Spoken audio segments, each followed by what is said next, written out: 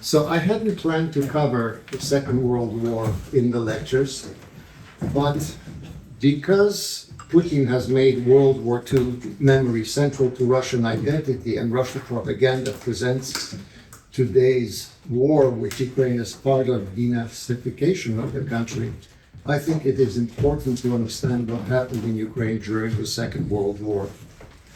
So I want to summarize the important developments of the Second World War in Soviet Ukraine within the framework of one of the main concerns of the courses, and namely the development and impact on national consciousness. And then I will turn to the post-war period. So, by way of background, often overlooked is that in the 1930s, Germany's Communist Party, KPD, was following Moscow's Comintern, the Communist International line that was called the Third Period line. In the Third Period line, they branded Social Democrats, the SPD in Germany, as social fascists, the main enemy rather than Nazis. So in that period, as the rise of Nazism is in Germany, they are attacking the Social Democrats as social fascists as the biggest danger, because they too are on the left. So this policy was obviously disastrous. Instead of uniting on an anti-fascist front with the Social Democrats, which would have given them a majority in the Reichstag, they collaborated with the Nazis to destabilize the Weimar Republic. They are directly responsible for the rise of Hitler in Germany. And after Hitler's takeover of 1933, the KPD, the Communist Party of Deutschland, was banned, and only then, after the banning of that, only then did Stalin shift to the Popular Front strategy in 1934, urging alliances with Social Democrats and liberals and Democrats, anybody against fascism. But by then it was too late. The other thing to be borne in mind is that you have the Molotov-Ribbentrop Pact in 1939. In that period, from 1939 until the German invasion, the Soviet propaganda machine stopped depicting the Nazis as an ideological enemy and failed to prepare the population for the brutal realities of the German invasion. There was absolutely no mention of Nazi racial theories. There was no mention about the Holocaust or their general plan for the East, Generalplan Ost, to exterminate and enslave Eastern Europeans. None of this was discussed, although they knew that that was there. The Soviet media spent 2 years portraying Germany as a peaceful partner, making it hard to rally immediate resistance when the invasion came. The Second World War, as Edgar Snow, he's a very well-known journalist, wrote in 1945, and I'm quoting from him, which some are apt to dismiss as the Russian glory, has in all truth been, first of all, a Ukrainian war. No single European country suffered deeper wounds to its cities, its industries, its farmlands, and its humanity. Ukraine was the largest Soviet republic, which the Germans occupied in full, and they held on to Ukraine longer than any other parts of Russia. In the course of this conflict, 6.8 million were killed, of whom 600,000 were Jews, 1.4 million were military personnel. In addition, over 2 million citizens of the Republic were sent as slave labor. By 1944, when the German armies were cleared from Ukrainian soil, the Republic was in ruins. Over 700 cities and 28,000 villages were destroyed. The direct material damage was 40% of all damage done in the USSR. The German advance into Ukraine was rapid and spectacular and caught everyone by surprise.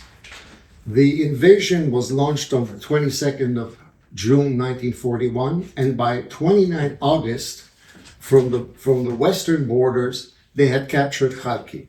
The swift defeat of the Soviet troops was a natural consequence of Stalin's regime.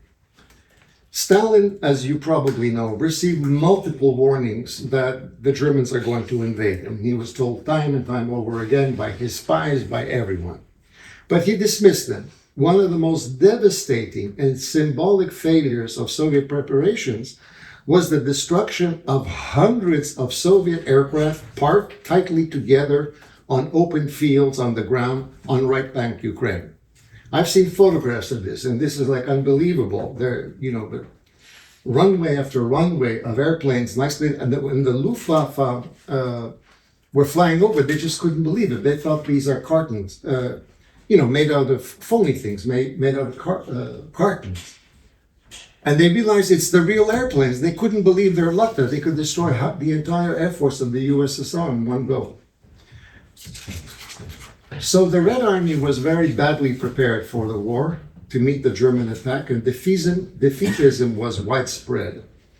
The bureaucratic centralization of decision-making in Stalin's hands contributed to the collapse. So while the Ukrainian leadership called for a regroupment to draw new lines of defense, Stalin ordered uncoordinated offensives, which resulted in the capture of entire armies. The Red Army itself received terrible blow during the purges of 1936 and 1938, when 60% of the commanders from corps level to the brigade level were either executed or died in the Gulag just before the war. I mean, the best military officers they had perished in the Gulag. As a result, as early as November 41, the Germans held 3.6 million prisoners of war. Among them were an estimated 1.3 million Ukrainian. I mean, 3.6 million is a very large number. So in the face of German advance, Stalin's strategic plan was put into effect. This consisted of destroying everything you possibly can that could not be evacuated.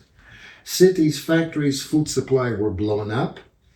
And also you had the gruesome execution of tens of thousands of prisoners in the hands of the NKVD.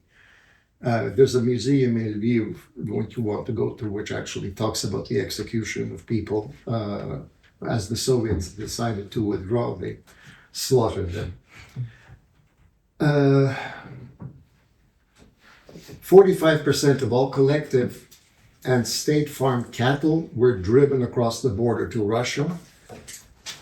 Over 50,000 factories and plants were dismantled and removed from Ukraine. So for the people, approximately 3.5 million men and women moved to the interior of Russia and Central Asia, and it was mostly the leading stratum of society that left. And of course, given Nazis' extermination policy, the evacuation of people was necessary, but the population that remained could not help but think that it was abandoned to face the Germans on their own. This, and when combined with the widespread destruction which accompanied the Soviet retreat, because people wondered, how am I going to survive when all the cattle is gone and all the crops are gone? This helped infuriate the population even more against the Soviet regime. So Ukrainian eyewitness accounts, and I can tell you where I got these accounts from. There was a kind of a very good project, the Harvard project, that interviewed tons and tons of people immediately after the war that were from all over the place about how they lived through the war and all of that. And there are German reports that are now available. So Ukrainian eyewitness accounts and German reports show that the majority of people, of course, were relieved to see the Soviets leave. But they were completely disoriented by the rapid turn of events, and they waited for the situation to clarify itself.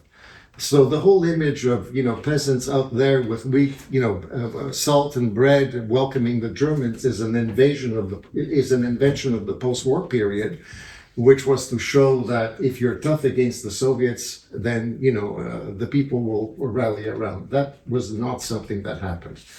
Mostly, of course, saw no reason to be overjoyed by the Germans, and I'm quoting people, since common sense dictated that they had not come to Ukraine to do good.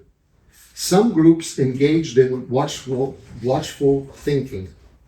Part of the confusion, since they didn't know anything about, not very much about what's happening in Nazi Germany, is that their hopes were pinned on the expectation that the Germans are a cultured people, and that the events of the First World War, when Germans occupied Ukraine in 1918 and you had the Hetman Skoropadsky government established, things weren't be so bad.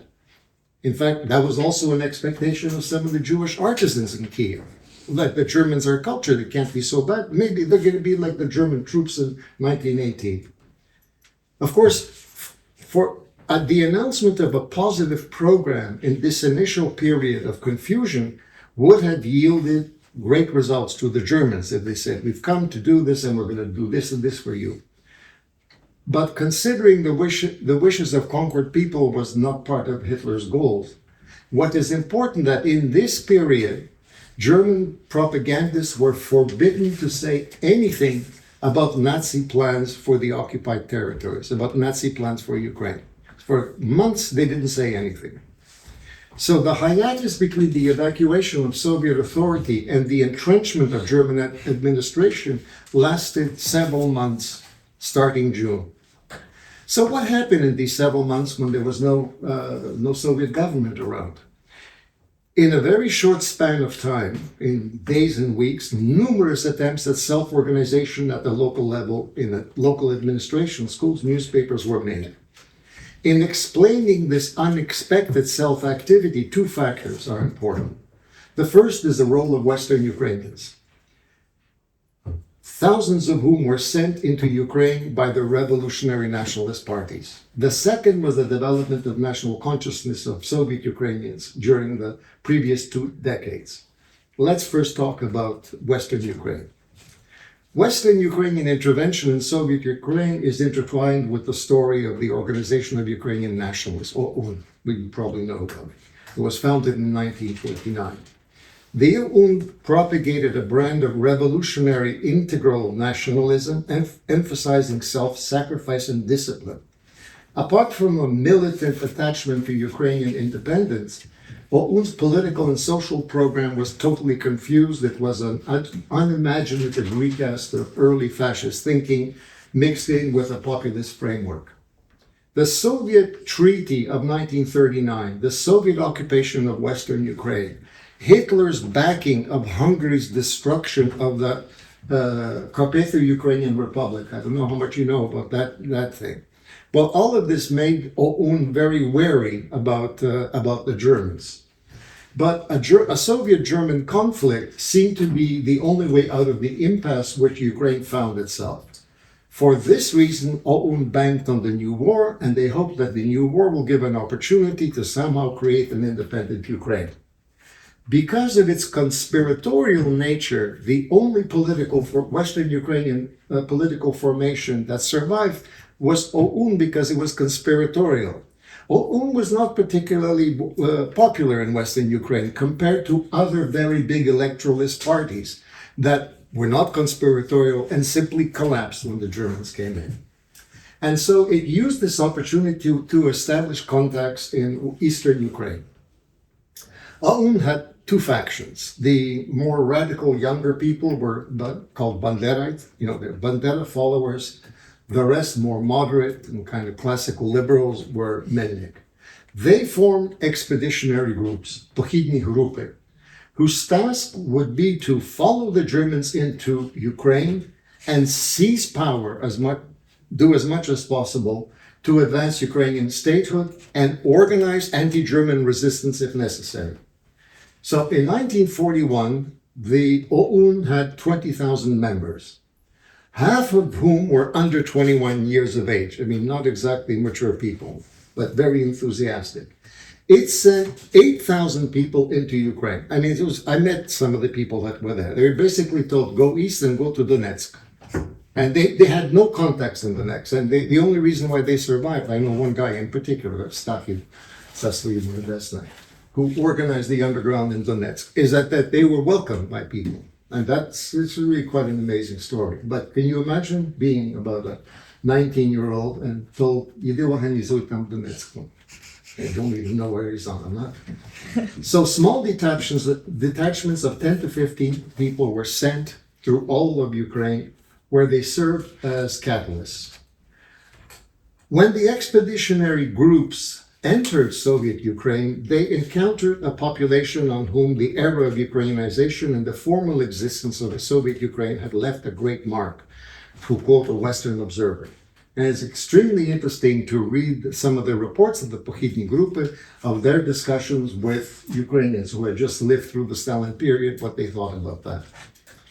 This was also observed to be the case in Ukraine's industrial regions, whose human fabric had been transformed by the influx of Ukrainian peasants in the 1930s. In Donbass, according to one of these guys, the need for Ukrainian statehood was taken for granted. You didn't need to advocate for it. This national awareness served as a basis for common action between Soviet and Western Ukrainians. But the political culture of Western Ukrainians differed markedly from that of their counterparts that had lived under the Soviet Union, and this created tensions. Western Ukrainian nationalists focused solely on national independence, Naцієтворення, ignoring social democratic and civil rights issues. While Eastern Ukrainians were also concerned about these questions, and they viewed integral nationalist doctrine as elitist, intolerant, and incomplete. But at a time when Soviet Ukrainians lacked political organizations and democratic or socialist parties from Western Ukraine were absent, only nationalists remained, and people were willing to collaborate with Western Ukrainian nationalists to establish local administration and schools, viewing these institutions as vital for the society to function and perhaps a possible step to achieving a national government. All one's strong purpose impressed the Soviet Ukrainian population. They thought maybe you guys know something we don't know, leading them to believe that their activities would be tolerated by Germans, especially since the Wehrmacht at this time and the Germans allowed local economy and didn't say anything about their program. So what happened in this 2-month period is really quite interesting. Within a matter of weeks, a local government with various departments, such as health and education, was established at municipal, village, and occasionally oblast levels in an attempt to rebuild shattered communities. As one eyewitness reported, the local organs were largely filled by honest people, intellectuals, and formerly repressed. People hoped that they would be the nucleus of the government. But people were so confused and had no idea what was happening, the wildest rumors began to circulate about the imminent arrival of Vinnychenko. He had a Jewish wife who would come to Kiev and head up a national government. It just shows you how clued in they were. Throughout Ukraine, many schools were repaired and reopened by local community efforts. All Ukrainian Teachers Union was founded, which produced new textbooks and curriculum. In Borshilov-Grad, in Donbass, a teachers' conference decided to make Ukrainian the language of instruction in all schools. Ukrainian language newspapers and scores of theaters and choirs were founded. Peasants began to divide collective farms, and the principle of the division of collective farms was the age-old one, which is called the size of family. The more kids you have in the family, the more land you will get. Cooperatives and agricultural banks were established. 2 months after the Soviet evacuation, Zhytomyr Oblast had an agricultural bank with 11 branches and a cooperative with 140 branches. I mean, after living hell through the Soviets, within a month this thing happened. It's really quite remarkable. In Kryvyi Rih, Prosvita was well organized, holding many concerts and courses and concerts with branches in dozens of villages. After one of its concerts, attended by thousands of people, the entire audience rose in a spontaneous singing of the Ukrainian national anthem. And the remarkable thing is that they knew the words. Trade unions were revived. A Ukrainian Red Cross undertook the operation of hospitals and schools and provided assistance to Ukrainian POWs. Streets were renamed in honor of Ukrainian heroes. And in urban centers, people noticed that people were speaking Ukrainian much more than before, since nobody had to fear reprisals. But this period of national revival passed like lightning. The instruments used for its suppression were the Einsatzgruppen. They struck at the cadre of the nascent Ukrainian movement at the same time as they initiated the slaughter of Jews. After the November 41 mass patriotic rally in Bazar, near Kiev, which demonstrated the strength of Ukrainian national sentiment, it alarmed the Germans and repressions were intensified and a colossal number of Ukrainians were executed. Oida was part of the people that were executed, which marked the entrenchment of German administration in Ukraine. So, the Nazis, there were differences of opinion over state structures that should replace the Union republics. Alfred Rosenberg, who was a Russophobic Baltic German, and he was the Nazis' theorist on matters of race, he favored the establishment of buffer states against Russia, just as they established puppet governments throughout Europe, for example, in Netherlands or Norway.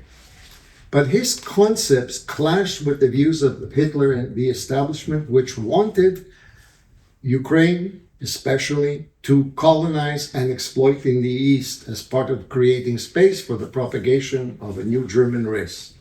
Thus, it was the Reichskommissariat Ukraine, the German civil administration, which was a branch of the Ministry for Occupied Territories that took control of Ukraine.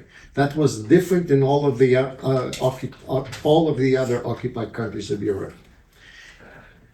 And a loyal servitor called Erich Koch headed this commissariat. In his inaugural speech, Koch described his mission as to suck from Ukraine all the goods we can get hold of without consideration for the feeling or the property of Ukrainians. Well, whatever can be said about Koch, he was a man who kept his word.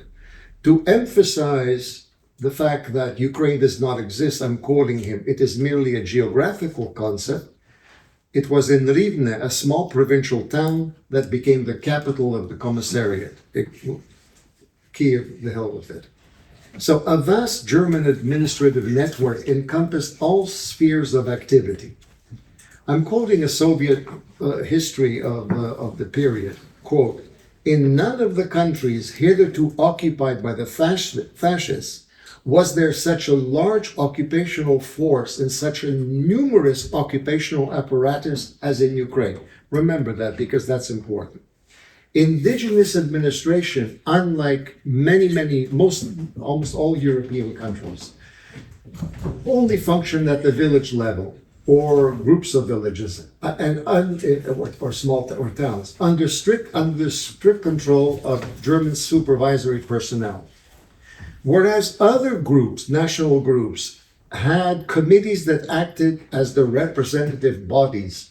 It was the Ukrainians alone of the non-Russian nationalities who did not have a German recognized national committee. Everybody else had national committees. A Ukrainian National Committee was established during the final months of the defeat of Germany in March 1945.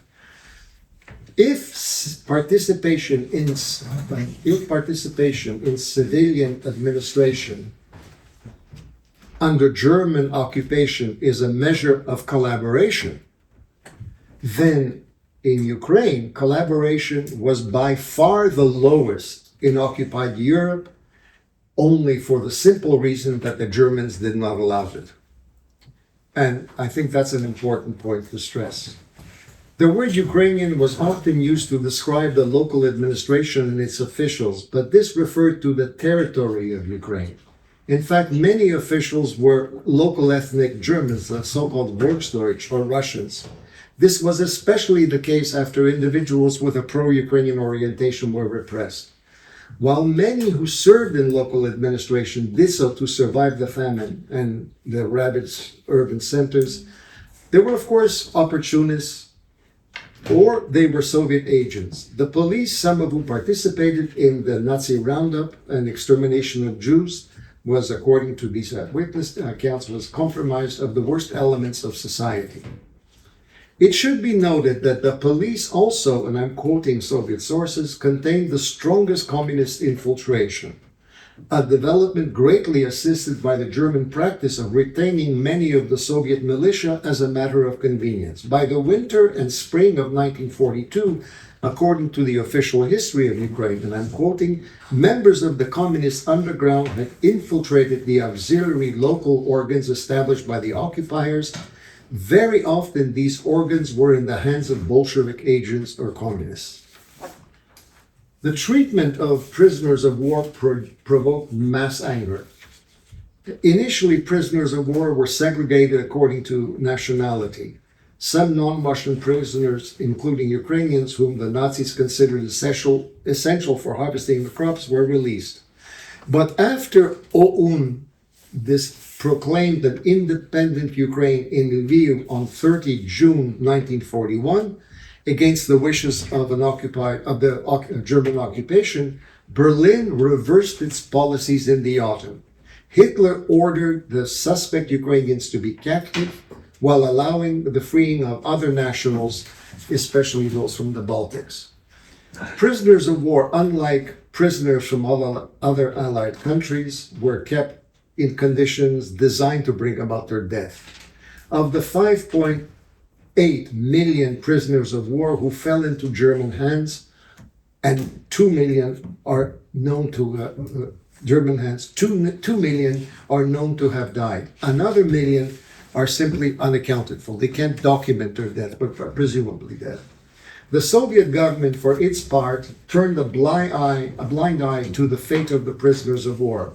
They considered any soldier who surrendered a traitor, and the International Red Cross was unsuccessful in their overtures to the Soviet authorities to reach an understanding with the Axis powers regarding the Geneva Convention rules for Soviet prisoners of war.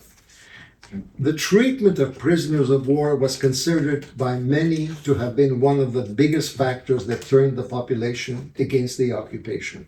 Bear in mind that these prisoners initially were kept on fields that were not that far from towns and all of that. So everybody knew what was going on. They tried to sneak in food and all of that. They couldn't hide this large number of prisoners of war. So this was one of the biggest factors that turned the population against the occupation, and it certainly was not the last. In agriculture, the Nazis preserved the entire Soviet collective and farm system, even the work norms, price scales, administrative machinery, because it was simply such a good instrument to extract surplus from the countryside. Attempts to dissolve collective farms were fought with the severest measures. Koch made certain that Ukraine contributed to what he called the salvation of European civilization. Of 6 million tons of grain requisitioned by the Reich from the USSR in 41-44, 5 million came from Ukraine. That's over that period. In many regions, grain quotas imposed by the Nazis on collective farms were double the Soviet norm. If the Ukrainian peasantry avoided mass starvation, it was because the Germans permitted private plots. A huge administrative structure supervised Ukrainian agriculture, where the Volksdeutsch played a very important role. At the bottom of the period were close to 15,000, I won't give you the German name, which is like, is like this, agricultural leaders, who in Rivne, for example, regularly beat peasants who failed to doff their hats. And there were mass executions as punishment for the peasants' voluntary or involuntary assistance to the partisans. 250 Ukrainian villages and their inhabitants were obliterated in that period. Nazis' exploitation of agriculture led to a disastrous food supply in the food situation in the cities in particular, in the cities.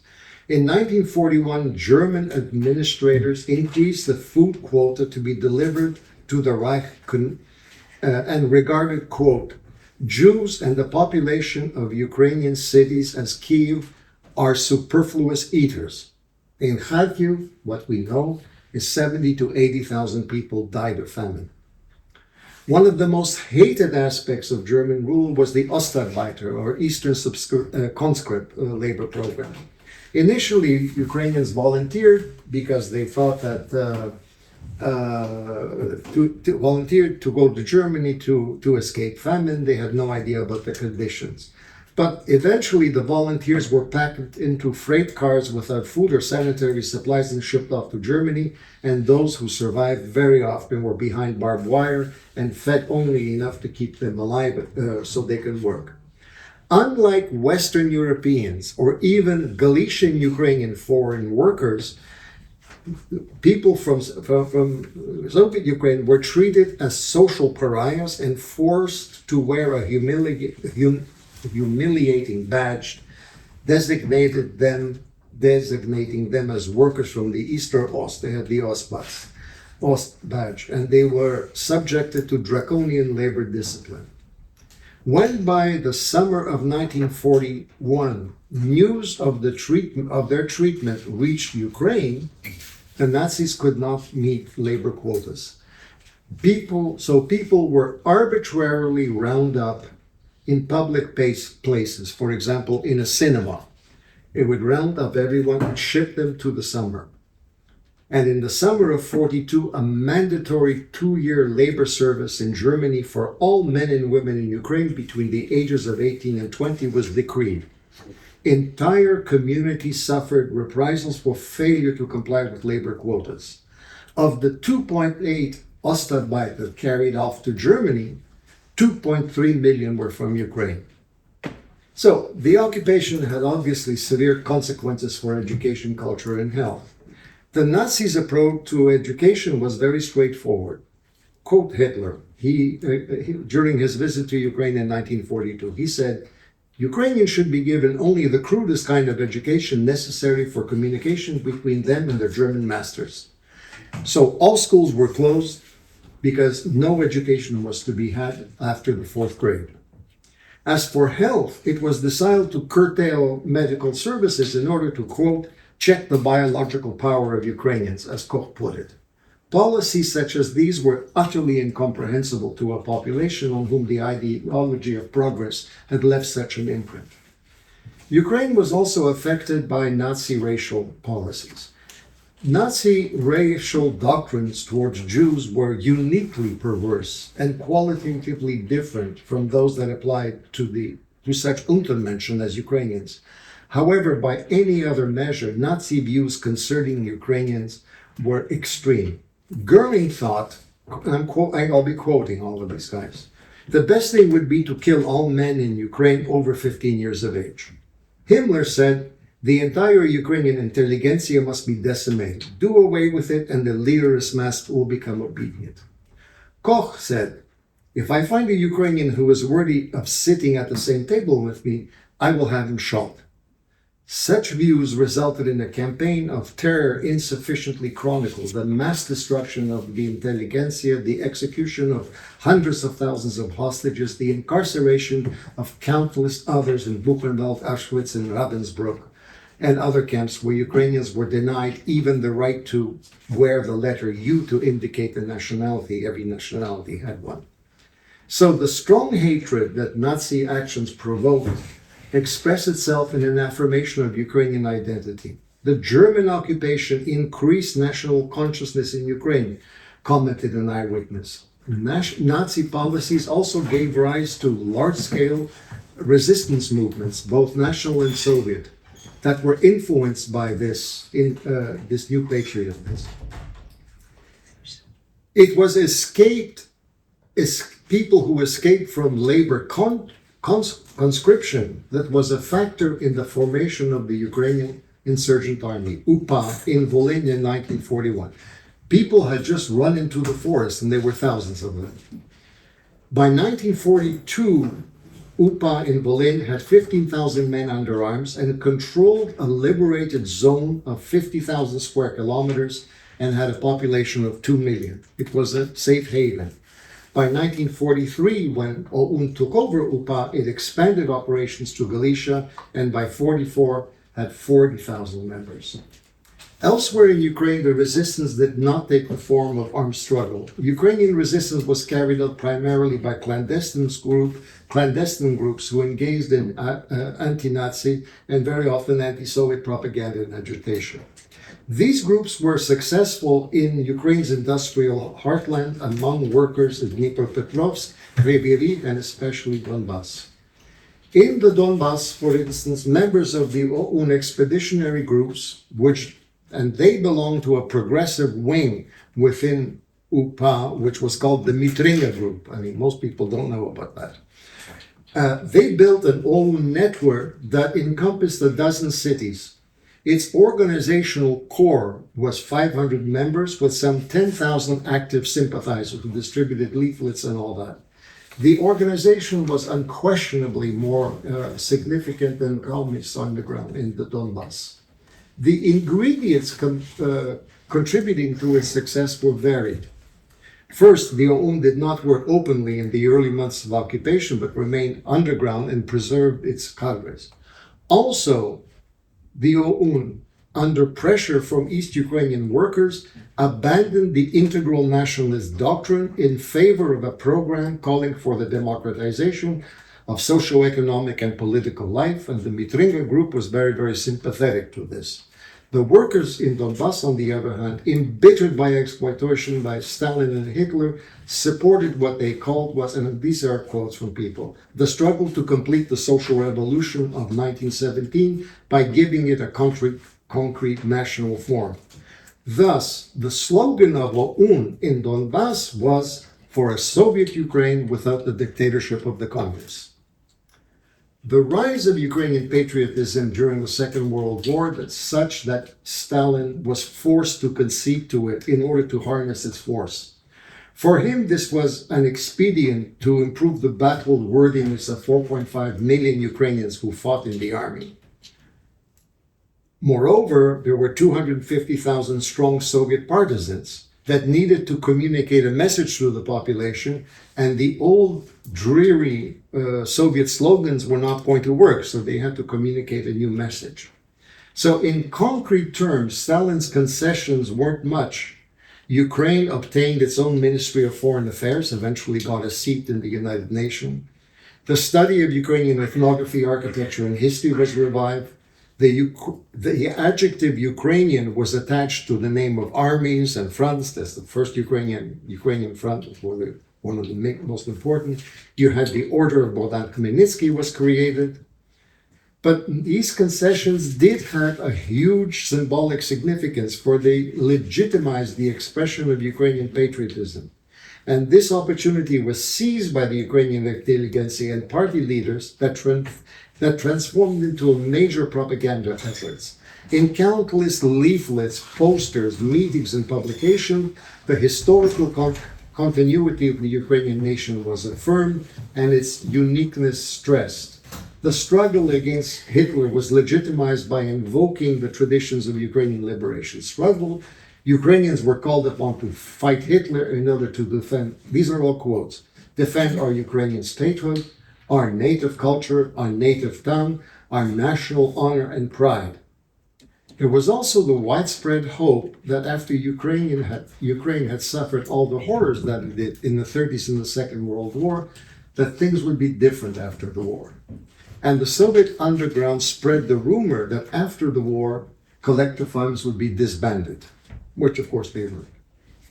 The Soviet Ukrainian intelligentsia and party leadership, which had been caught up in the surge of patriotism during the war, tried to continue this momentum after the Germans were chased out of Ukraine in 1944. But this was immediately stopped by Zhdanov's crackdown on liberalization, which began in 1946.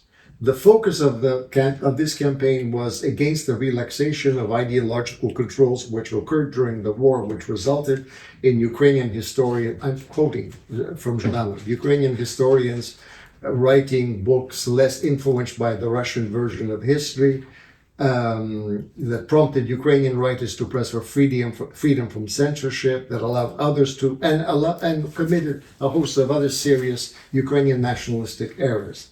And there was a special resolution saying that Donbass was singled out as as an area where particularly decisive measures had to be taken to correct shortcomings in the ideological sphere. Ukrainians could not be forgiven for thinking that plus ça change, plus c'est la même chose. Let's turn to the famine of 1946 and 47, about which very little has been written, and if anybody wanted to write a paper on this, it would be a very interesting paper. So we turn to Ukraine in the post-war period, which did not bring respite to the country. For the third time in 25 years, we had to speak about a man-made famine, and this one in 1945, 46 and 47. As I mentioned, this famine is overshadowed by events of the Holodomor and the Second World War, and deserves to be examined a bit more.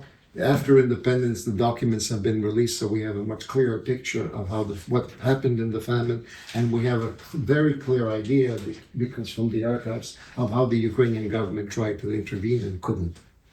Agriculture in Ukraine, of course, was devastated during the war, with much of the agricultural equipment was destroyed, and there was a huge deficit of male labor.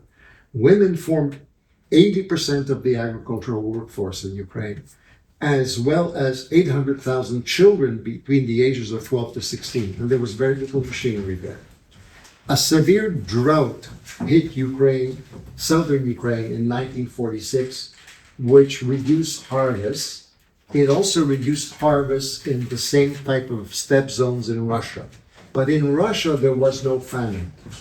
As in previous famines, the cause was Moscow's requisition quotas. It really is quite something when you think about it, when you see the data. In 1946, the harvest was only 8.7 million tons, 3 times less than a 1940 harvest. The initial target was 5.5 million tons. This was an outrageous target. And it was increased to almost 6 million tons. 2/3 of this quota, this 4 million tons, were actually delivered, which denied Ukrainian farmers the food to survive, and denied the population the food to survive. While Ukrainian peasants starved, the Soviets sent 1 million tons to Eastern Bloc countries, to Poland, Romania, etc., to shore up their influence, to give them, assistance for post-war reconstruction. One of the most incredibly cynical moves. Again, in Black Earth, Ukraine, there was mass starvation, with people resorting to eating grass and bark. Veselova, from the Institute of History, Ukrainian Academy of Sciences, some 1 million people died. Survivors suffered long-term health effects, and birth rates plummeted.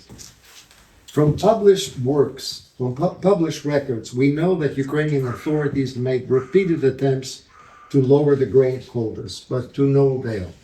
1,300 heads of collective farms were arrested and sentenced for failing to meet their quotas. In 1947, Khrushchev, who was the first secretary of the Communist Party at that time, was replaced as head of the Communist Party by Lazar Kahanovich, otherwise known as Iron Lazar.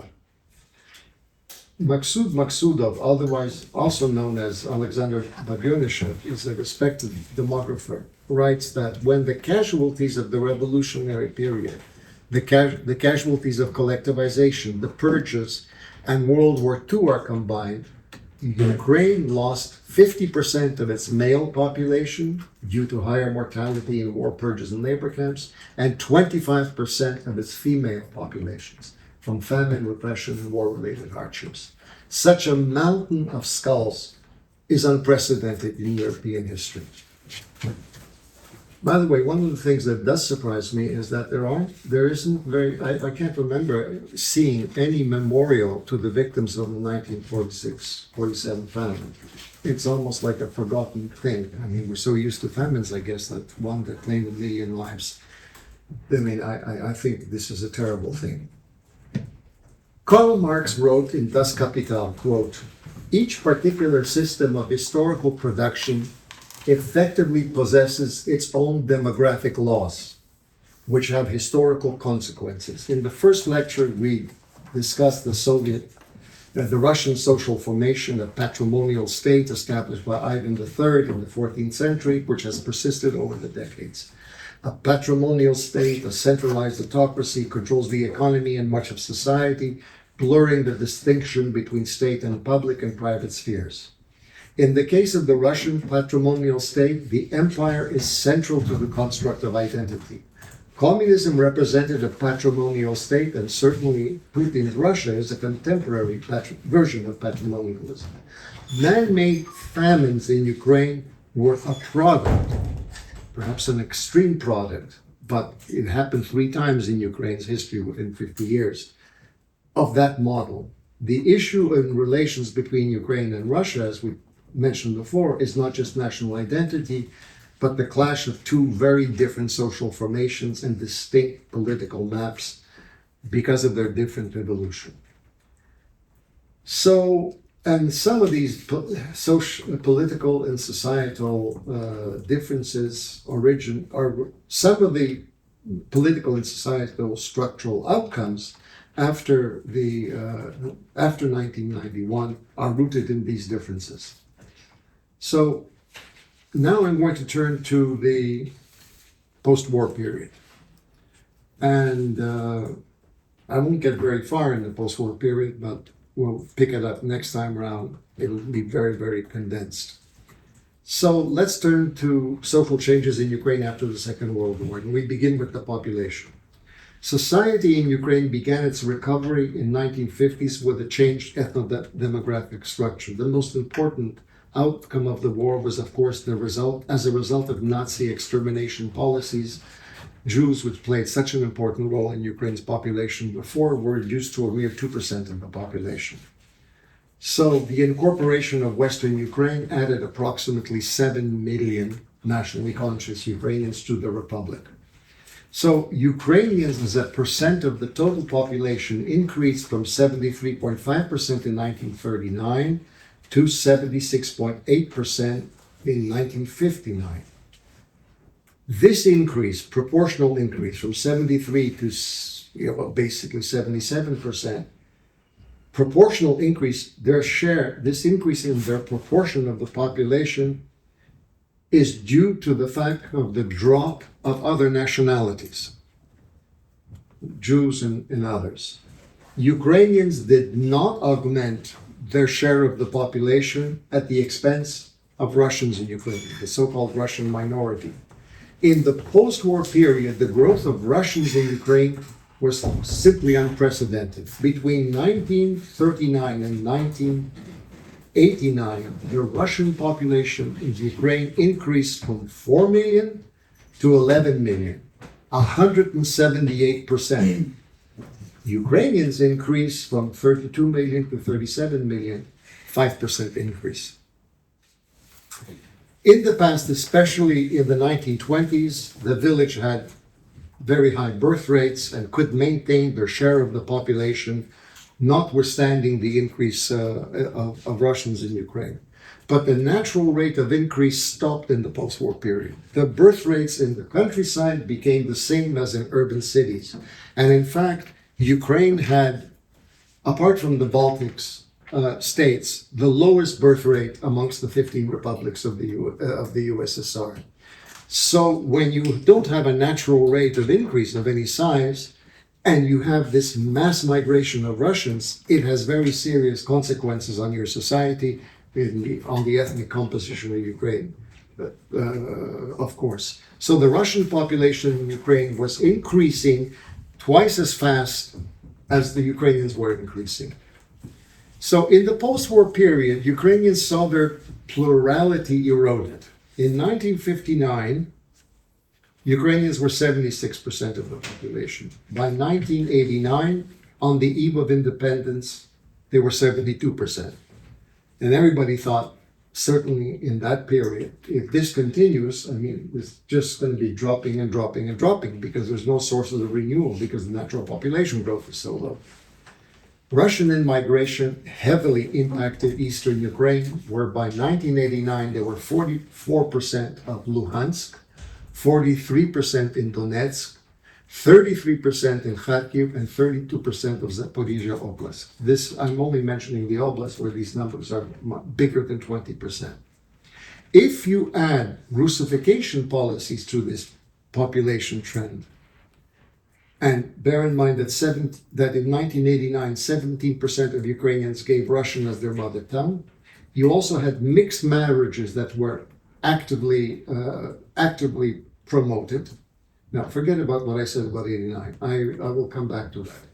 But in this period between 59 and 1970, which I studied carefully,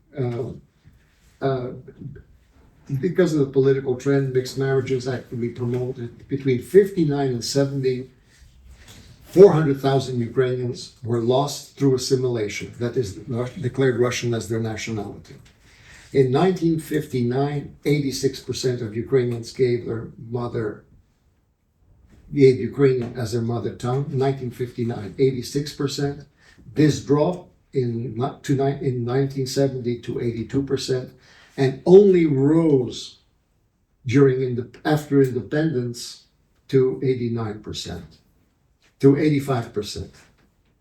So, starting in the 1960s, many Ukrainians viewed these ethno-demographic trends as alarming, that if this continued, Ukrainians would be teetering on, would lose any kind of, would lose their significance inside the Republic.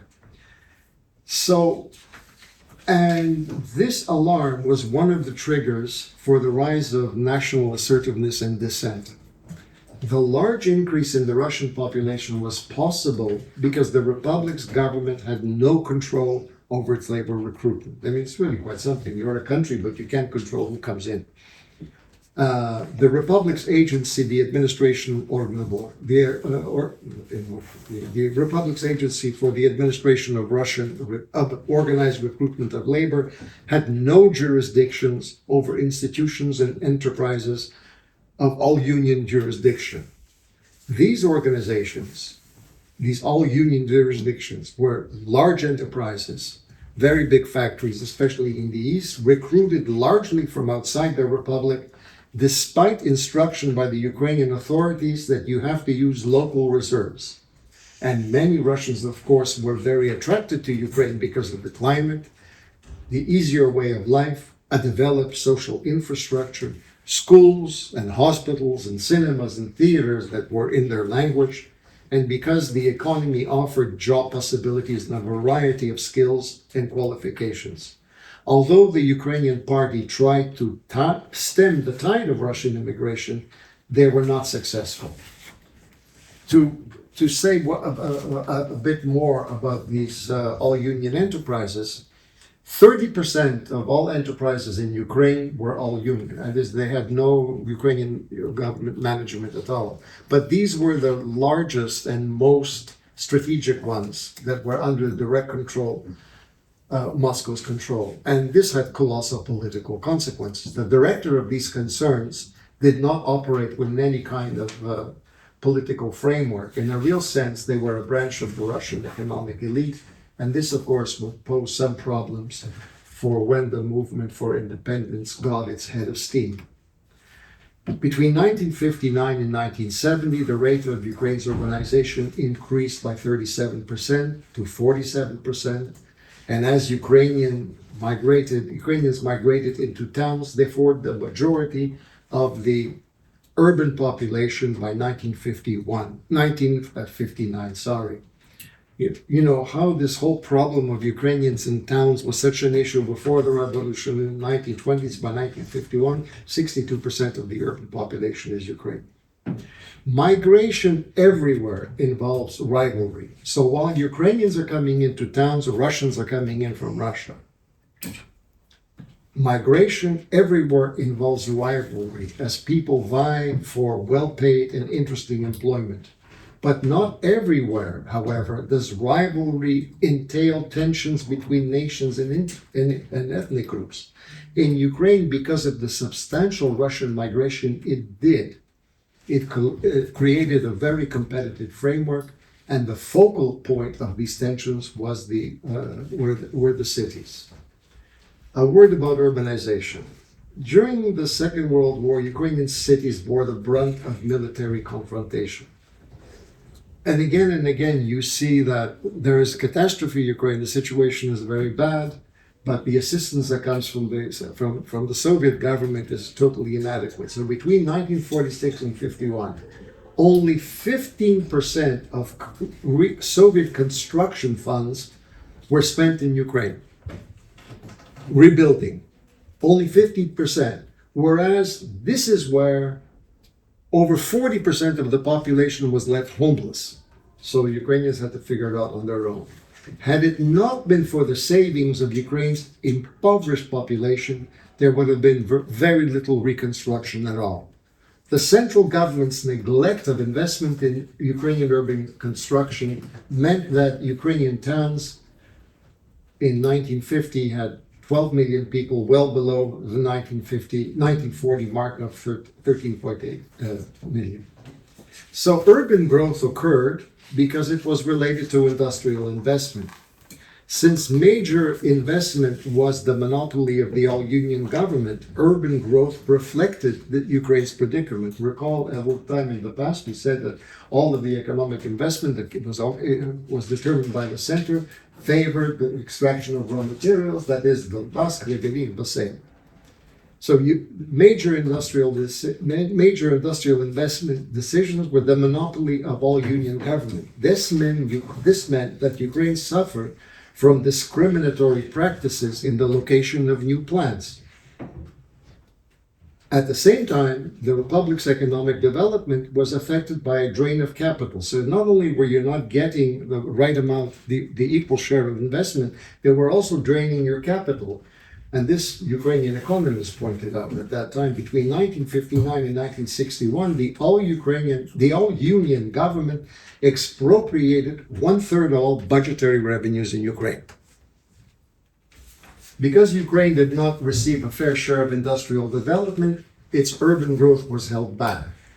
And the economic and urban growth that did happen occurred in the 1960s. And it had a distinctive regional pattern that was not experienced in previous decades. And this is actually quite interesting. The disbursement of investment funds to the less developed regions of Ukraine where the majorities lived, that is in the center and in sort of the right bank, was a long-standing Ukrainian economic demand. It was in the mid-1960s, when autonomous currents within the Communist Party of Ukraine gained the upper hand under the leadership of Fetroshelis, that the development of Ukrainians' light and manufacturing industry started to take place in earnest. This meant that the Central West and Western regions saw new investments and urban growth, and these were regions, of course, where Ukrainian identity was strongest. A very important development was the increase of Ukrainian share of the population in Kiev, that by 1970 was over 65%. And their proportion grew in subsequent decades. Since one of the problems confronting Ukrainians in the effort for national self-determination in the past was the absence of a capital city, which concentrated the nation's intellectual and cultural resources and could act as a hothouse for the development of new cadres of a national movement. In the post-war period, Kiev emerged as the primate city, as the country's clear largest metropolis, with a population of over 1.6 million in 1970. The urbanization of Ukraine as a process of geographical and social mobility was accompanied by competition between Ukrainians and Russians. At stake in this rivalry were higher status and better paying jobs, political and economic power and influence. In this competitive processes, Russians had advantages. Judging by the complaints which appear in the official press and unofficial press as well, Russian immigrants obtained better positions and jobs. They arrived with the confidence that their superior standing throughout the USSR gave them. They migrated into Ukrainian cities where the institutional infrastructures had been transformed to meet their needs. They found Russian theaters and cinema, Russian books, newspapers and school, and Russian as the language of administration. They didn't need to adopt. These were not immigrants in the usual sense. Rather, this immigration resembled the movement of population which occurs from an imperial core to a colonized periphery. This situation would have led to national tensions in most countries, all the more so in Ukraine because the Republic was not a colony in the traditional sense of the word. It was a colony of a European type, that is, one with a relatively highly advanced economy, whose development was distorted by having to meet the priorities established by the Russian state. Ukraine's predicament was that its indigenous people competed for the same positions as those migrating from the dominant nation. This is not something that happens in a classical colonial model. So between 1968 and 1970, 1.2 million of the Republic's citizens moved from the Ukrainian town to another location in the Republic. The most mobile elements of Ukrainian population were those people living in small towns who, having gained urban experience and skills, migrated to large centers in large numbers. And these were the same centers that Russians were coming into as well. Donbass, Dnipro, and the south. Almost 20% of migrants originating in a Ukrainian town settled in Ukraine's 5 largest urban centers.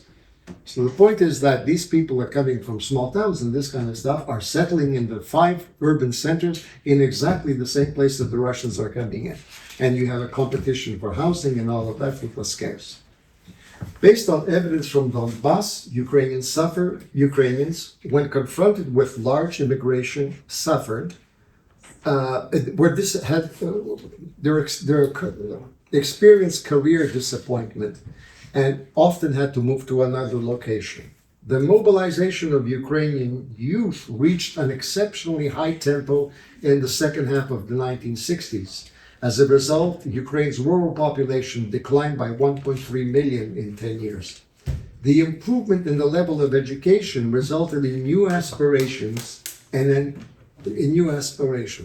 As the economy of Central West and Western parts of Ukraine expanded, new industrial centers arose within close proximity of rural community.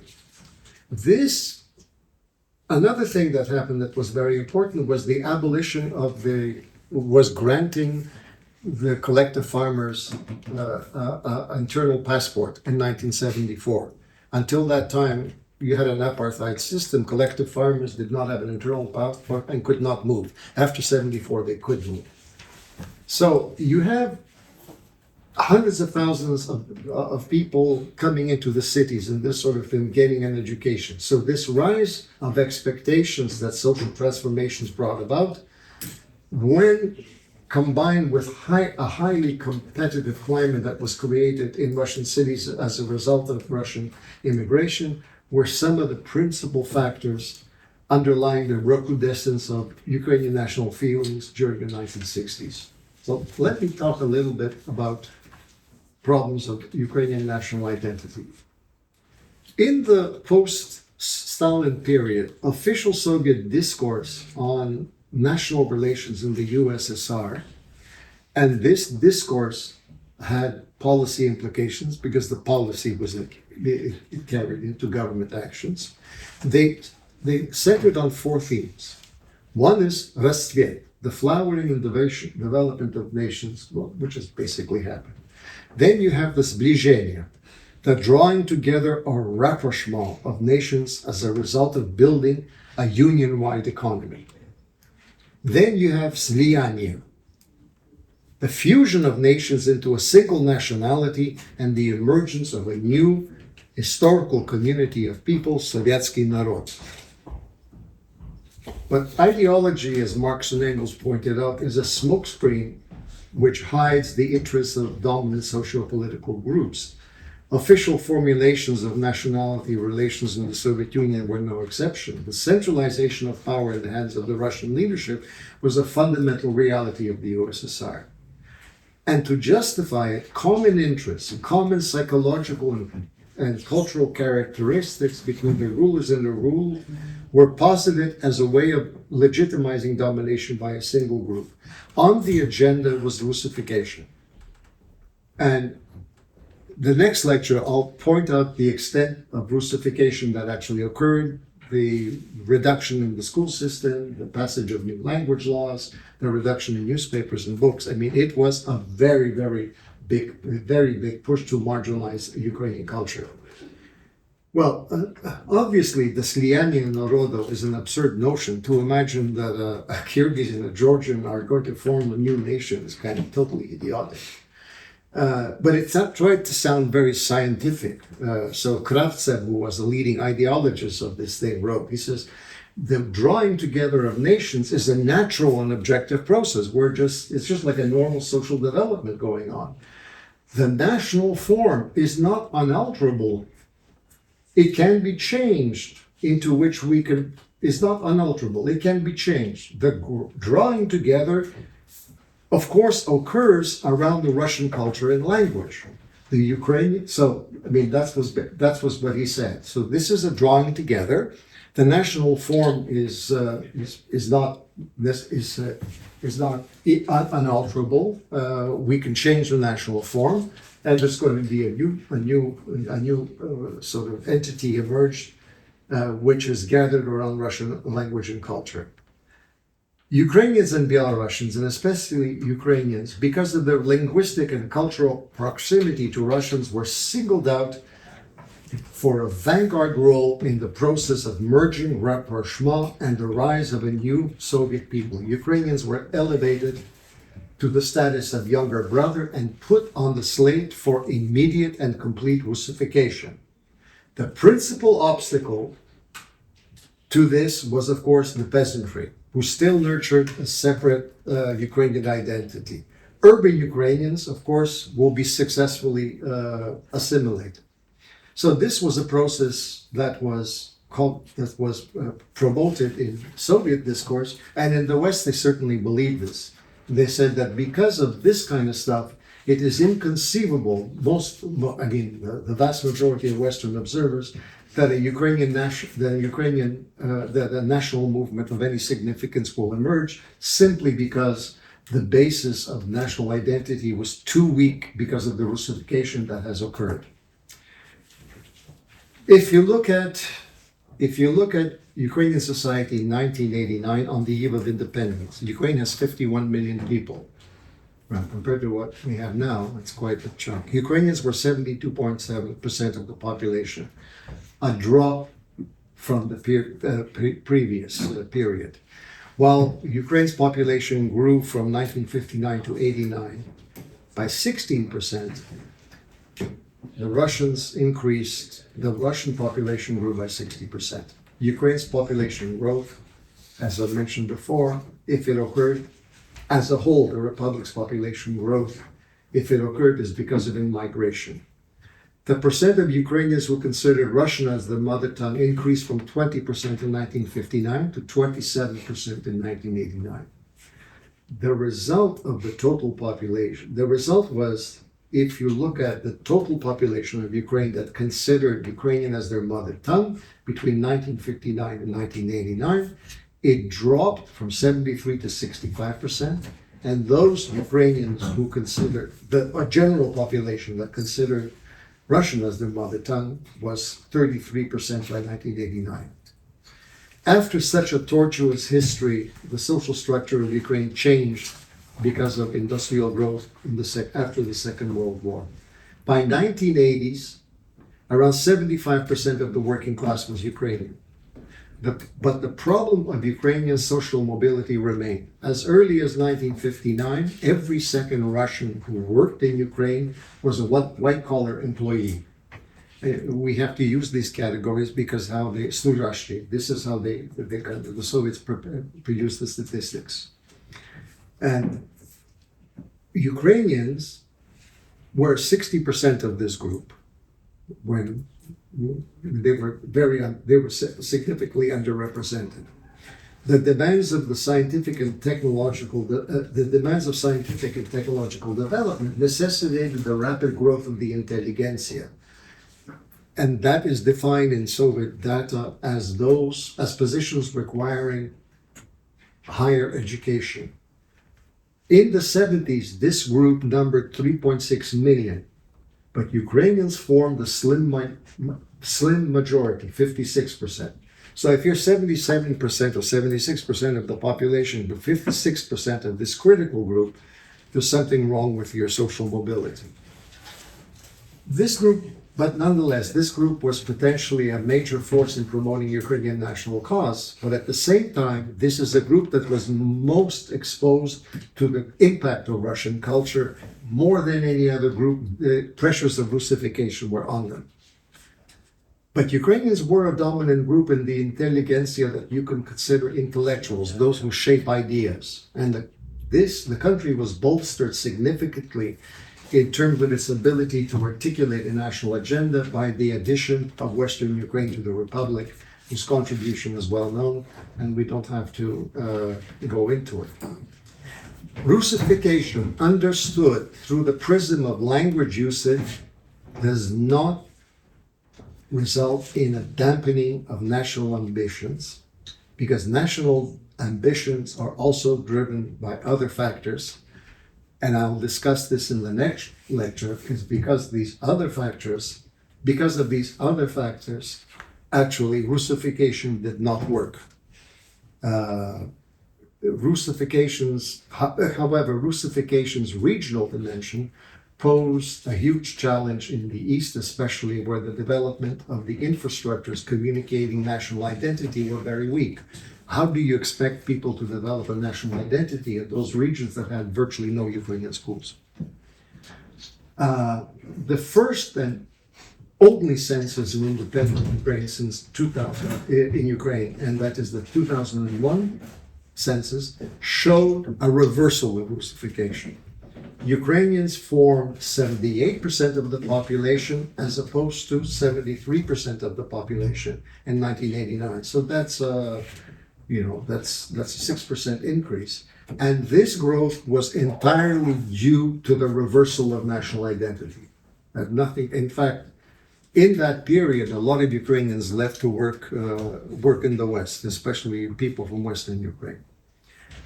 So the plan of the Russian state in the Soviet period to Russify Ukraine, to secure domination, did not work out.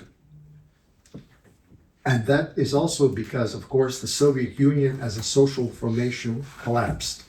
It collapsed peacefully, unlike the collapse of the Tsarist Empire. Why that social formation collapsed is something that we will discuss in the next lecture.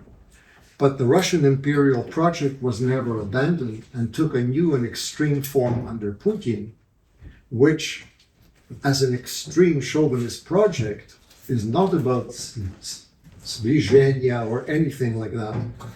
It denies the existence of Ukrainians as a distinct people and the legitimacy of the Ukrainian state. In the meantime, there's a fascinating study done in 2024, that is last year, by the Razumkov Center. I'll get Darya to send you out the link. It's a study on identity. And it tells you a lot about how you really have to think about these things, because the Razumkov Center did this very big survey in 2006 on identity and notions of identity between first in 2006 and then in 2024. Russian speakers, the percent of Russian speakers who identify with Russian cultural traditions dropped from 26% in 2006 to 5% in 2024. Now, it's not that I speak Russian, it doesn't mean I'm part of the national tradition. I mean, the Irish speak English. They don't particularly like the English. And in the case of Ukrainian speakers, the orientation towards Russian cultural traditions was 0.1%. Nothing was left under these circumstances everything was tried, nothing was left under these circumstances to capture Ukraine except force. And that's it. Відносно, чому незважаючи на витиснення зерна з України під час німецької окупації, чому не було голодомору? Ну, саме як зафіксовано, що саме в ці роки, так. Це, по-перше, селяни мали підсобне господарство, з якого вони харчувалися. І це чому вони вижили, private plots. І це чому люди в містах був голод. Ну, все ж, люди в містах голодували. Єдине, що я міг прочитати, це є те, що в Харкові десь там 60 до 80 тисяч людей померло з голоду в той період. Бо в містах вони не мали підсобного господарства. Але це підсобне господарство, я не знаю, чи це правильне слово в українській, підсобне господарство могло прокормити сільське населення, але недостатньо надбавлення, surplus, щоб щось таке допомогти містам. І в містах вони дуже... Але ви знаєте, це є дуже недосліджене. Це треба... І я не знаю, як в архівах, ви знаєте, скільки було знищено, я не знаю, але це не... Ну, також, що я останній час не дуже активно вивчаю Україну, і є поява дуже багато нових матеріалів, яких я просто тепер я не буду ознайомитися, мені вже фініто. Але це дуже добре побачити. Наприклад, дуже гарний збірник, виданий 91-го року про голод 46-го. 46-7 бо наша родина із Дніпропетровська виїхали до Західної України, щоб спасатися, бо був голод. Це масово їхали в Західну Україну і там залишилися.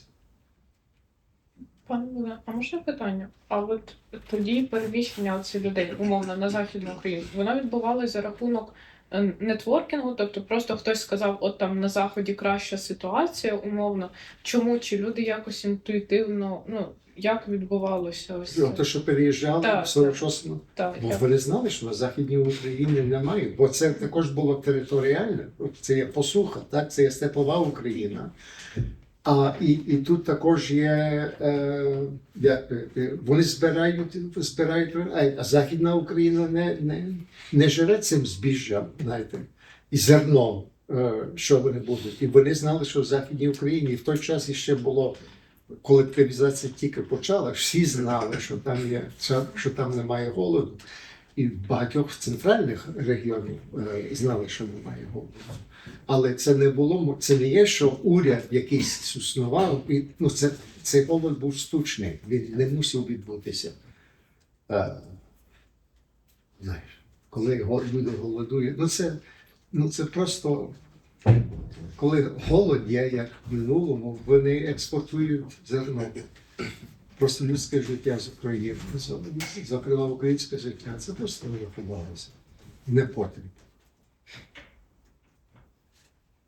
Та, можливо, перейдемо тоді до вашого враження про те, яким чином ОУН трансформувало національний рух або звали його в новий, тому що, по суті, 30-ті роки – це єдині роки, де ми зустрічаємо радикальний націоналізм, радикальний національний рух. Ті розмисли, які ви зустрінете у Донцова, ви не зустрінете у Драгоманова чи у Липинського тощо, то, можливо, поділитися вашим поглядом. Так, пане Михайло. Так, це можна помітити було по тому, що ОУН УПА Бульби-Боровця намагалася якраз цю ідею втілити в 41-му році, тим, що вони мали об'єднати гетьманців, соціалістів, усіх, хто виступав за незалежність України. Однак спочатку ОУН протистояла цьому, але вже за 4 роки ми бачимо, що їхня УПА вже втілювала подібні ж принципи, майже ідентичні, що вони не дивилися на політичні форми боротьби. І є такий поширений міф про те, що, як зараз називають, людей, ну, зазвичай в Російській Федерації бандерівцями, хоча насправді Бандера сидів у в'язниці і, по суті, він і не був причетний до певних епізодів, які ми можемо назвати. На Волині, так, Бульба-Боровець починає УПА. Ключові кадри, які там працюють, це бувші військові від УНР. Вони допомагали, так? І це почалося, бо тисячі людей ховалися в тих гарних болотах на Волині, де можна заховатися від всіх. І просто воно так спонтанно почалося. І вони не мали цю ідеологію, ту саму, що інтегральний націоналізм, що Бандера мав.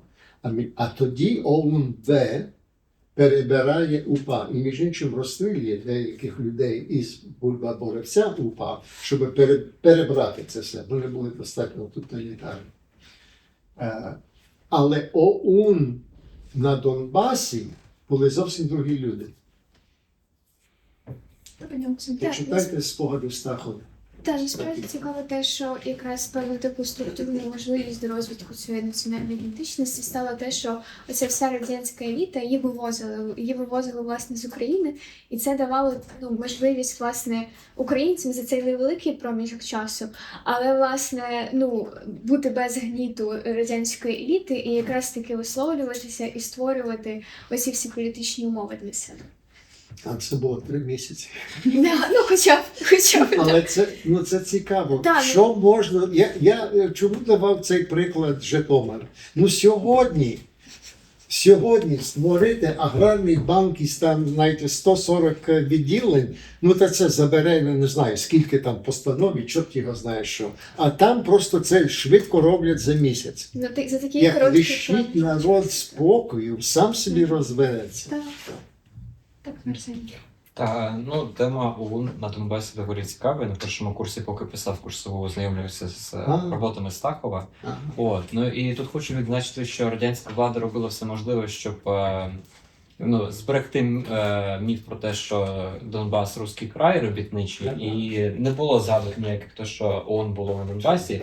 І протистояння це ставилося, що Захід, він такий бандерівський, а на Донбасі живе русське населення. І конкретно, що було цікаво у Стахова, те, що він спростовував міф про молоду гвардію. Так. Насправді... Там головний герой, молодий гвардій, імені Стахова. Так. Не герой, то антигерой. Молода гвардія, вона радше художня вигадка радянського письменника Фадєєва. І як писав Стахів, не було такої організації з такою назвою. Не було такої ситуації, що німці в шахті закупали молодь. Він радше каже, що це було просто підпілля, яке було просто інформаторним. Вони не стільки поширювали листівки, але якщо поширювали листівки, то там не було нічого про комунізм. Там це були листівки якраз таки ОУН-УПА. Між іншим, до цього міфу, який навели, і він не був сприйнятий Заходом. Бельгія до 35-го року не визнавала віджаті промисловості, які будували, власне, на сході України. Тому цей міф підживлювали, але він не мав широкого поширення серед західної аудиторії. Пані Катерина. Так, я лише коротко ще згадати, що мене так досить вразило, що ось в 41-му році ОУН мало 20 тисяч членів, і половина з них була віком до 21 року. Мені здається, що це теж одне з таких джерел ось цієї певної радикальності, готовності до дії, тому що це, власне, молоді люди, які мають певні переконання, вони іще не перебувають у стані втоми і відчуття того, що система їх душить, і вони бачать оце вікно можливостей, і вони починають діяти. Тобто мені здається, що це теж досить такий цікавий фактор. До речі, щодо того, що сказала Катерина, я читала книгу, називається «Моя УПА». І там зібрано дуже багато оповідей людей, які безпосередньо були в ОУН, в УПА, там, не знаю, Ольга Ільків, наприклад, або там Симчич, хто були повстанцями. І от що цікаво щодо рекрутингу цих молодих людей, він часто відбувався навіть не тому, що ці люди були якби ідейно налаштовані, і вони розуміли, що ми там зараз, у нас вікно можливостей, і ми зараз щось зробимо. А часто це відбувалося так, що там мама сказала, передай записку тому дяді з іншого села. І тобі 5 років, і ти йдеш в інше село передавати записку. І ти ростеш, і твої друзі, твої теж займаються, і твої сестри з братами якісь, не знаю, в'яжуть якісь шкарпетки цим повстанцям. І це ж таке, не знаю, воно прямо, мене це тоді дуже здивувало, тому що зараз якесь існує таке бачення виховання дітей, що ви дітей маєте захищати, ви маєте їх оберігати, надавати освіту. А в цих сім'ях селянських часто відбувалось так, що батьки, вони реально були ідейно налаштовані настільки, що вони навіть могли піддавати своїх дітей ризику, кудись піти, щось зробити. Всюди, не знаю, всюди поляки, всюди якісь невідомі верстви населення, які можуть щось, просто затримати цю дитину, схопити її. І це все відбувалося настільки, якось свідомо, звичайно, але часто хаотично, і часто навіть дитина не могла зрозуміти, як вона потрапила в цей рух, але вона в нього все-таки дуже потрапляла надовго. УПА не брало дітей. Не прямо Я знаю деяких людей, які були молоді і пішли до УПА, і вони сказали, хлопчику, забирайся, чим йде в університет, бережіть нове друге покоління. Але те, що ви кажете, в мене знайома Дарія Сингаєвська, то вона як нащадок. То в мене однокласник Синчич Андрій. То вони переказують те, що зрезонувало, те, що ви розказували. Що там було велике підпілля, і треба було передавати і так далі, і так далі. Абсолютно, бо там, знаєте, конспірація була. Так, я лише додати щодо того, що ви, пане Богдане, кажете про УПА. Це досить цікаво, тому що, умовно, ми читали Грицака, який пише якраз про те, що чи є насправді жертва ОУН, жертва УПА виправдана, коли це верстви там проукраїнсько налаштованих людей, які були там часто, я не знаю, не сказати представниками інтелігенції, але там не останніми, я так скажу. І якраз він ставить під сумнів, чи там це була доцільна жертва, і там для мене це все рівно питання залишається відкритим. Це є дуже цікаве питання. Вже коли німці відступили і йде радянська армія, чому УПА продовжує? Вони прекрасно знають, що ця радянська армія прийде.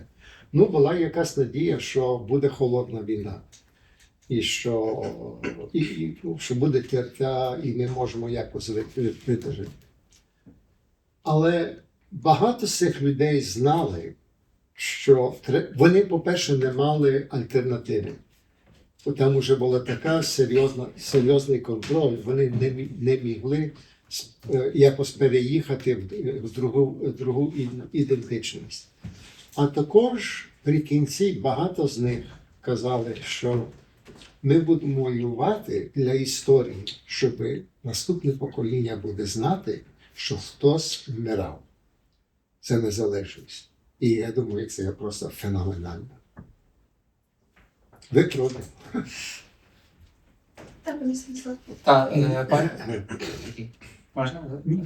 Пані нагадала мені дуже цікаву думку. Так, я згадав, у нас було заняття з паном Олексієм Гаранем, і теж ми про УПА говорили.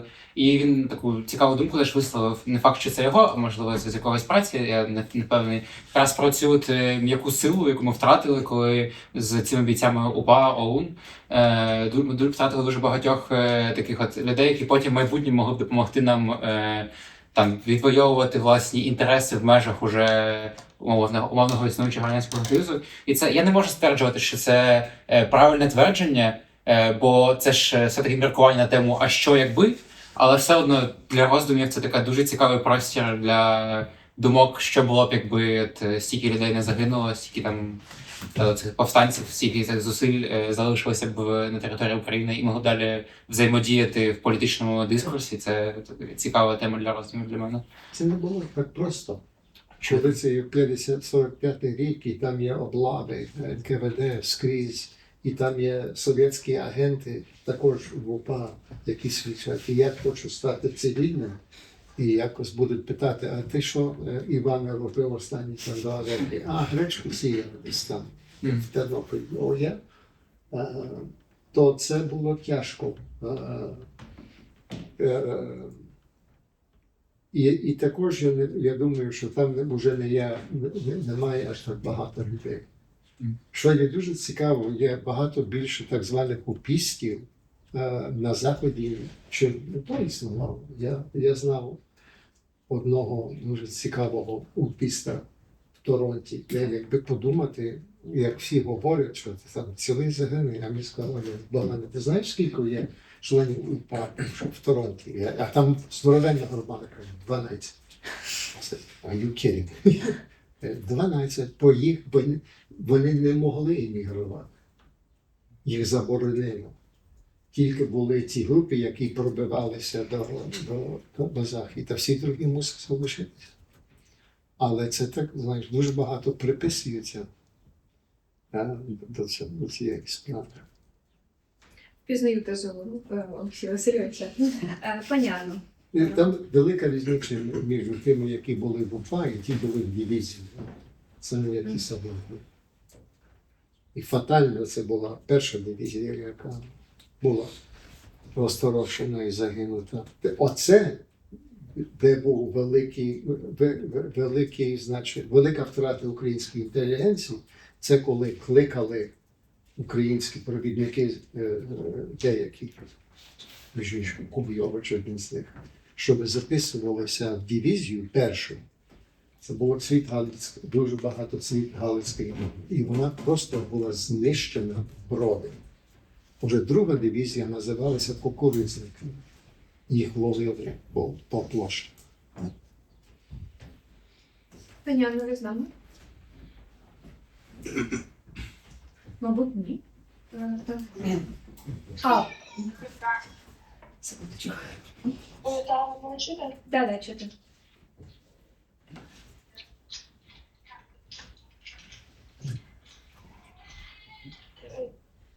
Добре, трішки погано зв'язок, щось нам дуже особисто, не знаю, може у вас, інтернет, ваші скамі, сподіваюся, що можна чути. Я хотіла сказати за те, що загалом тема ООН і УПА для мене дуже близька, і я є членкою ООН.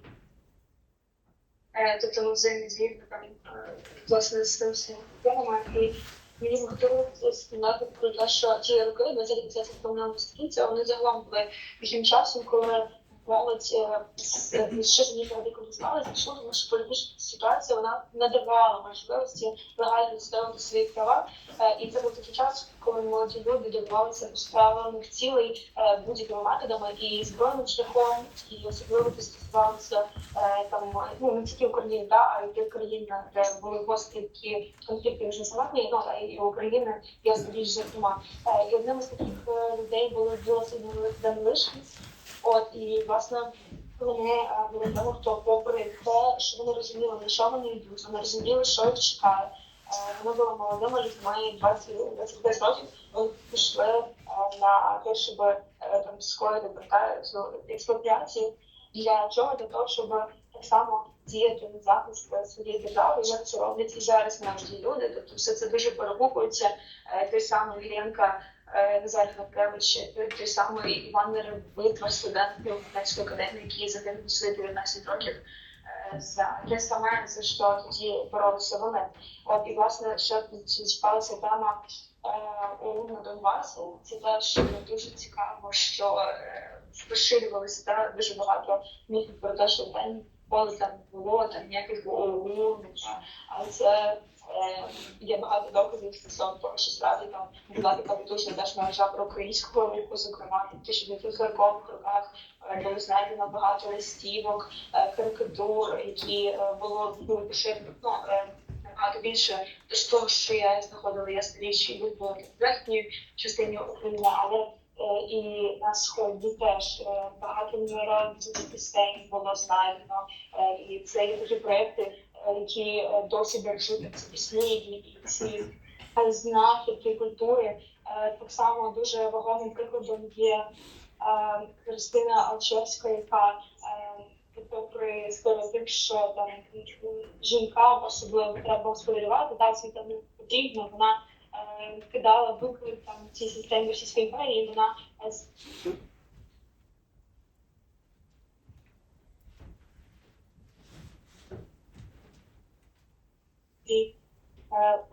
нічого. Чути. Чути зараз мене? Так. Так. Так, власне, так само і чути, щось пропадає.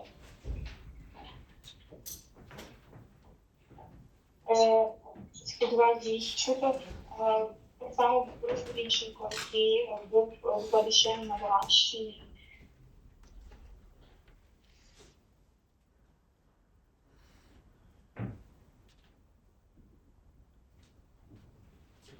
Окей? Так, пані, Анна, ми вас почули. Трошечки були перебої, так. Якщо ви маєте що додати, ми вас чуємо. Так, якщо ми говорили про Бориса Лінченка, це теж дуже цікаво, що він чергував теж на Луганщині на запрошенні цієї самої Христини Алчевської, правильно, що він збирав, упорядковував словники, і що так само було на самій Христині, і це є тим самим великим доказом для і стосовно того, що страйки були при Кобринській владі в Донеччині, на Луганщині, і що скільки 60-х дисидентів було звідти, і Стус, і багато інших, і Руденко, от тому так. Це дуже цікава тема, і принагідно дуже сильно доказів, що це перекладаємо. Дуже цікаво слухати ваші лекції. Дякую за те, що ми це читали і обговорювали. Знаєте, що є цікаво, що залишилося окей.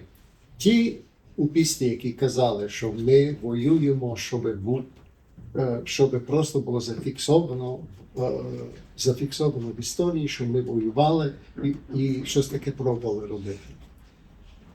Де ви думаєте це все? Слава Україні! Героям слава! Це все від УПА.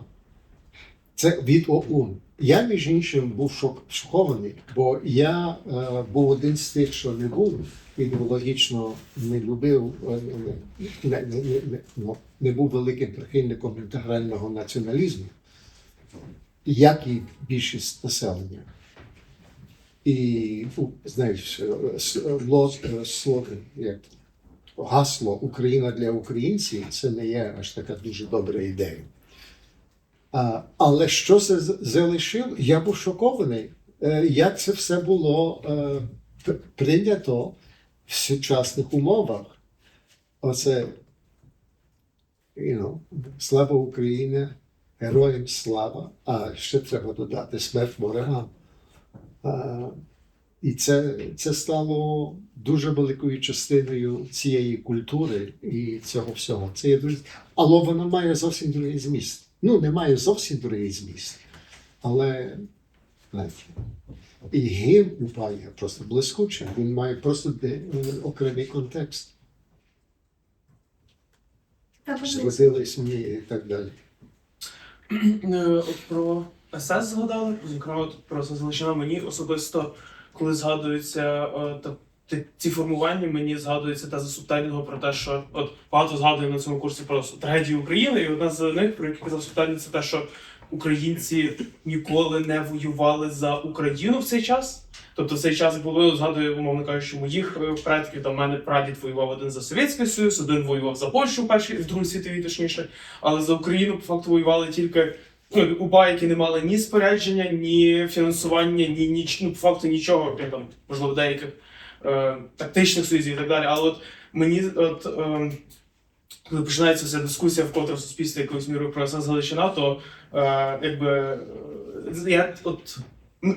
я не знаю, що я точно хочу сказати, але для мене особисто чисто для мене просто не надто відрізняється від радянської армії, відверто кажучи, в тому плані, що і ті по факту воювали за Залишчан, вони ще були ідеологічно близькі до того, що от є, може бути Україна, про яку можна воювати, але по факту вони були також знаряддям просто якби жахливої машини, яка просто знищувала людське життя на своєму шляху.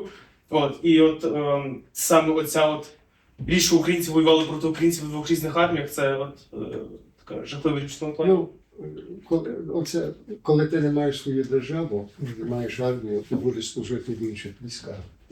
І багато не був аж такий колосальний ентузіазм служити в радянській армії. Про що ми не говоримо, то що відбувалося з цієї армії, перша хвиля. Мій батько був учасником цього всього.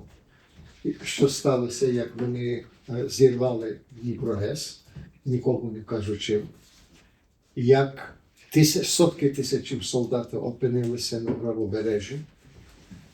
Дехто міг спастися, бо він човен побачив, знайшов і переїхав на лівий берег. І пішов пішком через Донецьку область і так далі. І там було жахливо.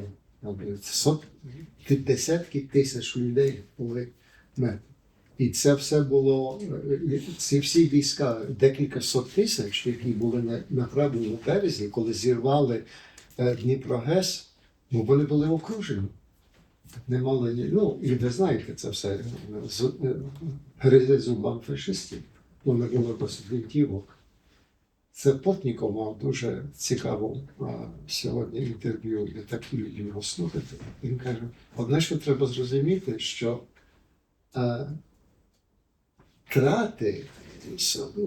втрати солдат війни – це не є фактор, коли радянські і російські генерали планують воєнні операції. Вони про все планують.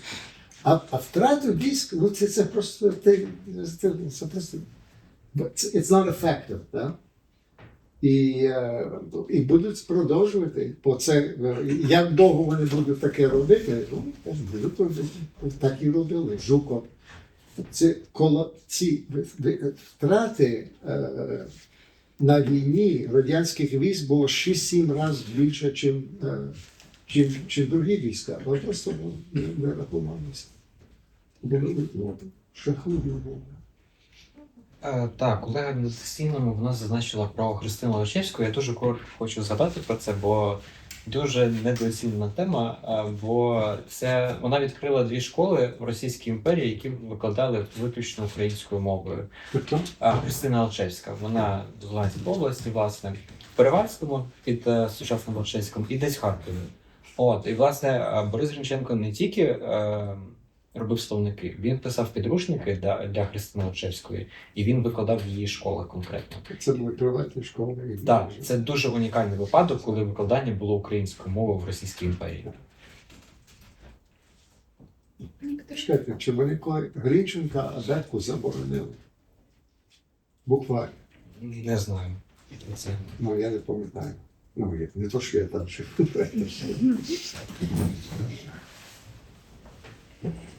Чудова людина Гринченко. Я хотіла порушити тему того створення цієї совєтської ідентичності, homo sovieticus. Загалом факт того, що по завершенню Другої світової війни Сталін проголошує свою промову про те, що росіяни, вони є найвизначніша з націй Радянського Союзу, всі молодці, але ж росіяни. І це, власне, як на мене, відображає увесь той трагізм того, що на тому етапі було, мені здається, зрозуміло, що жертва українців, білорусів, вона буде докладено максимально зусиль, щоб ця жертва була забута. І потім, як на мене, просто, знову ж таки, Західна академія запропонувала мені роботу під назвою «Коли Україна керувала Радянським Союзом», і в ній була описана, власне, період Брежнєва. І ось також нам читали лекцію про те, як же ж українці правили Радянським Союзом. І для мене це є трошки абсурдним, тому що, тому що мені знадобилось дуже багато часу, щоб пояснити людям, що Брежнєв не дуже, мабуть, мав українську ідентичність, і той дніпровський клан, який він притягнув до влади, він притягнув не тому, що він любив українців, а тому, що він виріс в оточенні цих людей, і його кар'єра будувалась навколо цих людей. І мені здається, що в контексті теж переписів я у вас хотіла спитати це. Зараз в Росії ми споглядаємо тенденцію, коли люди під час переписів вони не кажуть про те, що, наприклад, я себе ідентифікую як татарин. Тому що вони знають, що це невигідна є ідентичність, і вони скажуть, що я росіянин, що я русський, я ідентифікую як рідну мову теж російську. І от як ви оціните, чи ось ця тенденція, про яку ви говорите, що зменшується частка тих, хто ідентифікує себе як українців. Зрозуміло, що це пов'язано з примусовою міграцією, тобто з знищенням українців під час Другої світової і після неї. Але ось чи відігравав також той фактор, що українці певною мірою почали піддаватися цій системі і радше говорити про те, що та ні, я росіянин, чи це справді фактор оцієї асиміляції? Тобто, як ви оцінюєте? Я думаю, дуже тяжко думати, вимірити якось, як люди фальсифікували свої анкети. Можливо, але треба було жити в 70-х роках, щоб відчувати, що відбувалося там. І я був інтегрований в російській системі, де був колосальний натиск, щоб це все було русифіковано. Очевидно, була українська ідентичність, і була українська радянська ідентичність. Тут воно було толеровано і так далі, і так далі. Але і було щось таке, як радянський чоловік, який виріс специфічні умови, де держава за тобою давала тобі квартиру і так далі, і був колосальний контроль. Між іншим, я наступну лекції буду говорити про атомізацію. Ви знаєте, були дослідження, що ти міг довіряти, може, 8 людей, не більше. Це було досить сильно. То було це, і очевидно, ти абсолютно не будеш говорити по-українському. Бо ти будеш біла ворона, і тебе зразу будуть підозрівати. Де розмовляти українською мовою було просто підозріло. Це було дозволено писателям, по професії мусять говорити і так далі, але цього було не бажано. І всі думали, що всі розмовляють по-російськи, і це чому вони не знають українську мову. Фактично виявилося, що вони дуже швидко переключилися на українську мову. Але була атмосфера в 70-х роках, може не будемо мати часу про це говорити, але після Шелеста ці репресії, цей погром по інтелігенції був надзвичайно серйозний.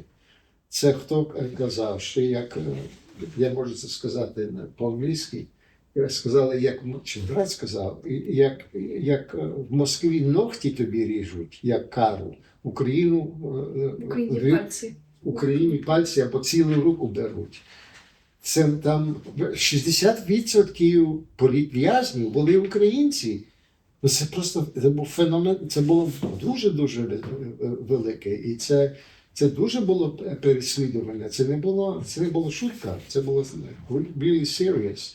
І люди знали про цих вироків і дуже були обережні. Єдині, які могли б собі дозволити, це робітники. І ви чули українську мову в робітничих кварталах, бо їм наплівати було. Фактично. Там не було такий тиск. Була велика паніка.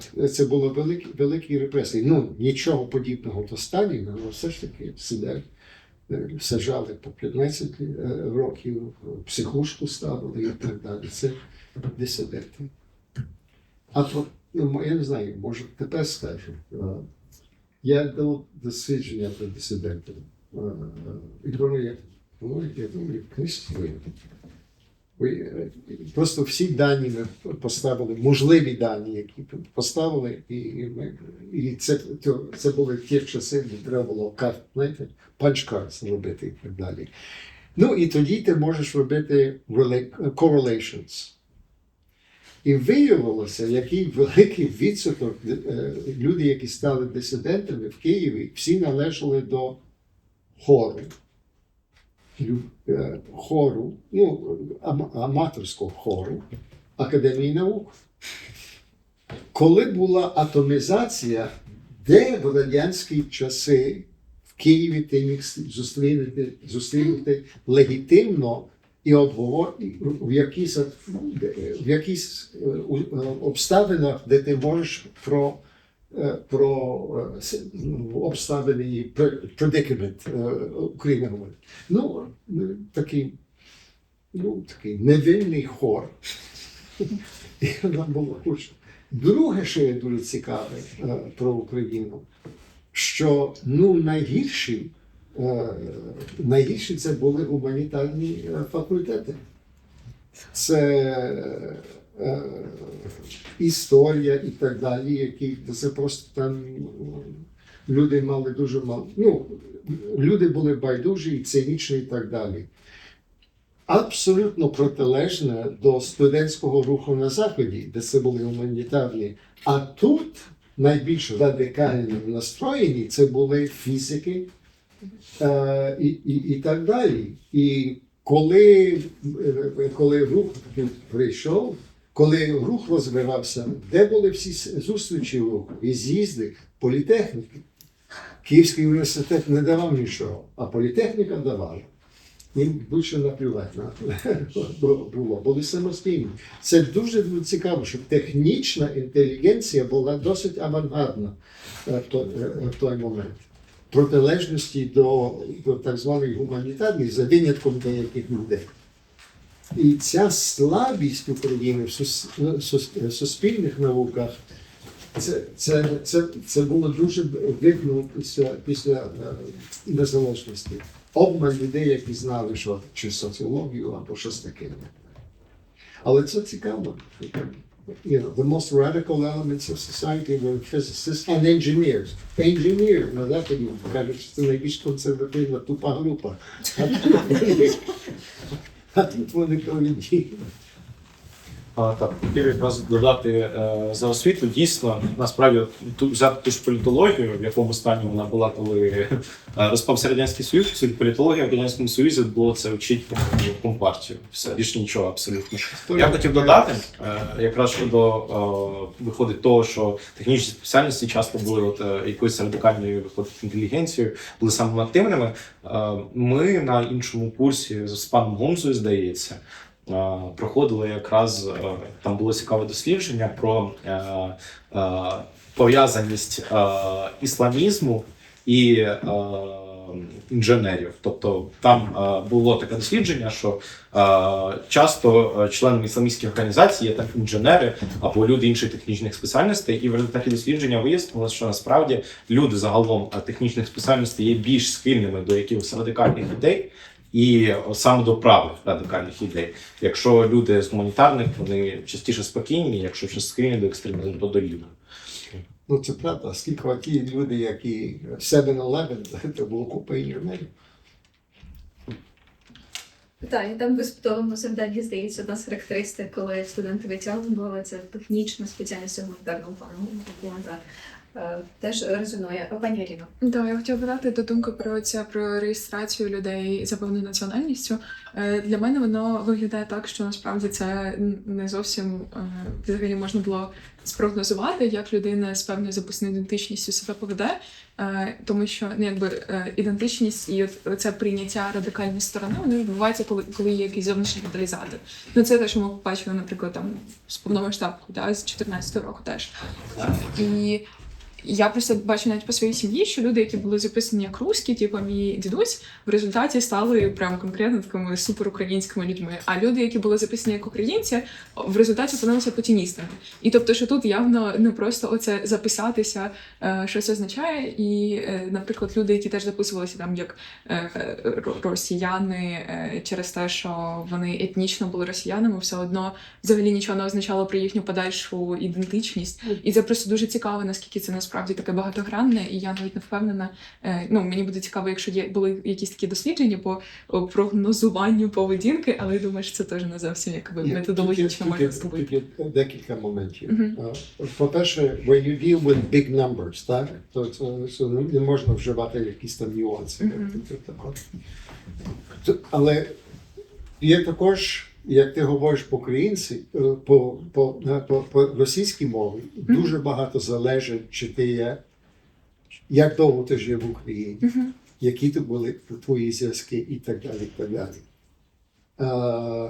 І це є дуже відмінно від тих людей, які приїхали пізніше. Ті, які тут жили вже, ми будемо говорити наступне, бо це вже говорили, territorial identity. І фактично вони є дуже відмінні. Вони приїжджають до Москви, ви знаєте, всі ненавидали Москву, включаючи Сибіру не любили Москву. І вони просто себе відчували, добре, я говорю по-російському, але психологічно я зовсім не є такий, як московський варяга. Це дуже відчутно в Бішкекі, де киргизькі русські, які там виросли, вони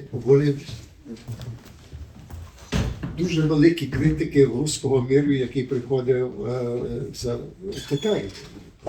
Зовсім достатньо інші люди. Ви маєте рацію, що тут є дуже багато нюансів. Але це не можна вхопити в дуже великих surveys. Це можна робити тільки через якесь більш якісні дослідження, які вирівняються ці ідеї. It's very hard to quantify. Можна робити small-scale surveys, але це вже, знаєте, це все покоління вже пішло, це вже пізно.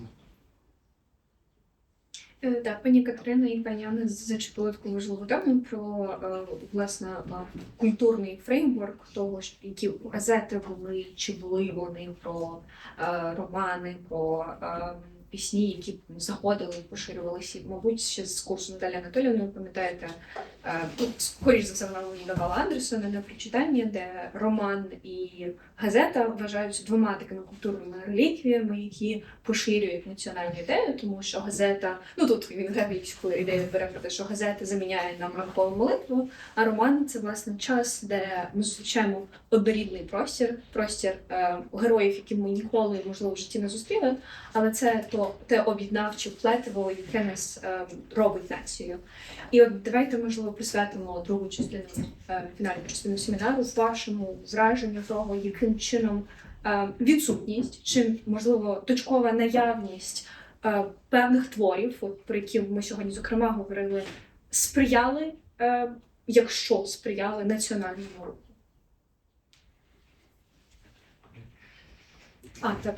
Я, на жаль, не був присутній на лекції, але я особисто знаю такий твір. Читав Юрій Горліс-Горський «Холодний Яр». І, наскільки я знаю, то на цій книжці багато ті з тих, хто потім були в УПА, були в УН, на цьому виросли. Твір був виданий в 33-му році в Львові. Якраз Юрій Горліс-Горський, він був колишнім воєнним Української Народної Республіки і також побував в Холодному Яру і там з повстанцями також мав взаємодію. І ця книжка, по суті, є романом автобіографічним, тобто вона і викладена в цікавому форматі при цьому, крім того, що вона містить дуже важливі речі, які потім багато кого надихнули. Тому я вважаю, що такі твори, які особливо писали ті, хто був очевидцями цих подій, вони найбільше впливали на молодь, яка потім доєднувалася до повстанського руху.